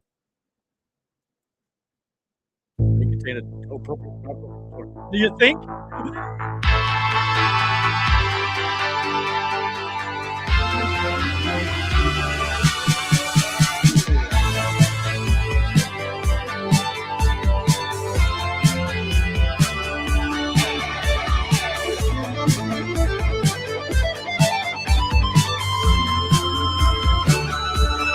All right, that'll do it. But so yeah, so for those of you who wonder when you can pre-order the game, next Wednesday, June 25th, pre-order start for GTA. It gives me kind of like a Starsky and Hutch vibe to it. The music, yeah. It reminds me of Vice City. Yeah, well, that's what it is. Vice City's in this game. So yeah, I mean that's pretty much just an updated version of it. I believe it's probably got some tweaks and things like that. Don't get me wrong, but I thought it is kind of funny how we kind of started the podcast talking about alligators walking around freely, and this game is going to have just that, as is a gator is clearly on the cover. So that's going to be fun. Trying to just walk through the downtown Vice City, and we're going to have gators just randomly walking through the stores. Because it is a swamp, for crying out loud. So that could be a lot of fun here. Of course, with the release of the cover, you know, it's obviously got a lot of people looking back at the past covers. So for those of you who want to look at the old compared to the new, it's got a similar theme here as it's gone throughout the years here. So, and I don't know, I've played every game since Vice City. Always had a helicopter in. Yeah, the top left every time. Yeah, I never really noticed that. And a motorcycle well, except for a couple of them, but the main titles have had a motorcycle on the top right or a boat. Yeah, and a woman. Vice City has a boat. Yeah. Oh, wow. So it's kind of some similar themes there. Man. No word on pricing that I'm aware of just yet. Brother, you can guarantee you. Yeah. Fine, you'll be able to get the standard edition. $70. Yeah. 100%. $70 or $100. That's probably more the ultimate edition, probably, or collector's edition, I imagine. But yeah, the standard 70, 75 probably after taxes. But yeah, I mean, this could be one of those it might be worth buying the bigger one, especially if it's going to last another 13 years before we get another one. We'll have to wait to see because Red Dead 3 is after this somewhere. So it may be a hot minute. Which also interesting to note that I guess there was a report coming out this week too that PlayStation may have already decided to hold off the PlayStation 6 to 2028 or 2029, which I'm fine with at this point. The original report was they're going to come out with it in 2027 next year. I don't know if it's a little too early for that. If you ask me, way too early for that. Yeah, it was only 2020 when the 5 came out, I think. Yeah, so I think way too early for that shit. Yeah, a lot of people. It's still early in its cycle. Did the 5 come out in 2020? Yeah, because I got mine during the pandemic. I remember because like they were having supply issues with it at the time. It was kind of you had to pay a little more. That's crazy to think about. Yeah, I think it might have been 2021. 5 years. Some classic fucking games right here, brother. That's that Bloomington I've played South Math. All of them. Brandon's like doing the Bill Clinton over here. I played all but I didn't play stories. Yeah, I didn't play the add-ons. You know. Yeah, but I did play. I played all of these. Yeah, minus story. And they've all been fun. The third Grand Theft Auto 3, I think, was like from the above. The top, that's how it started. But yeah, after Vice City and San Andreas, it just picked up from there. And like I said, I never finished 5 either, but I plan on diving deep into 6.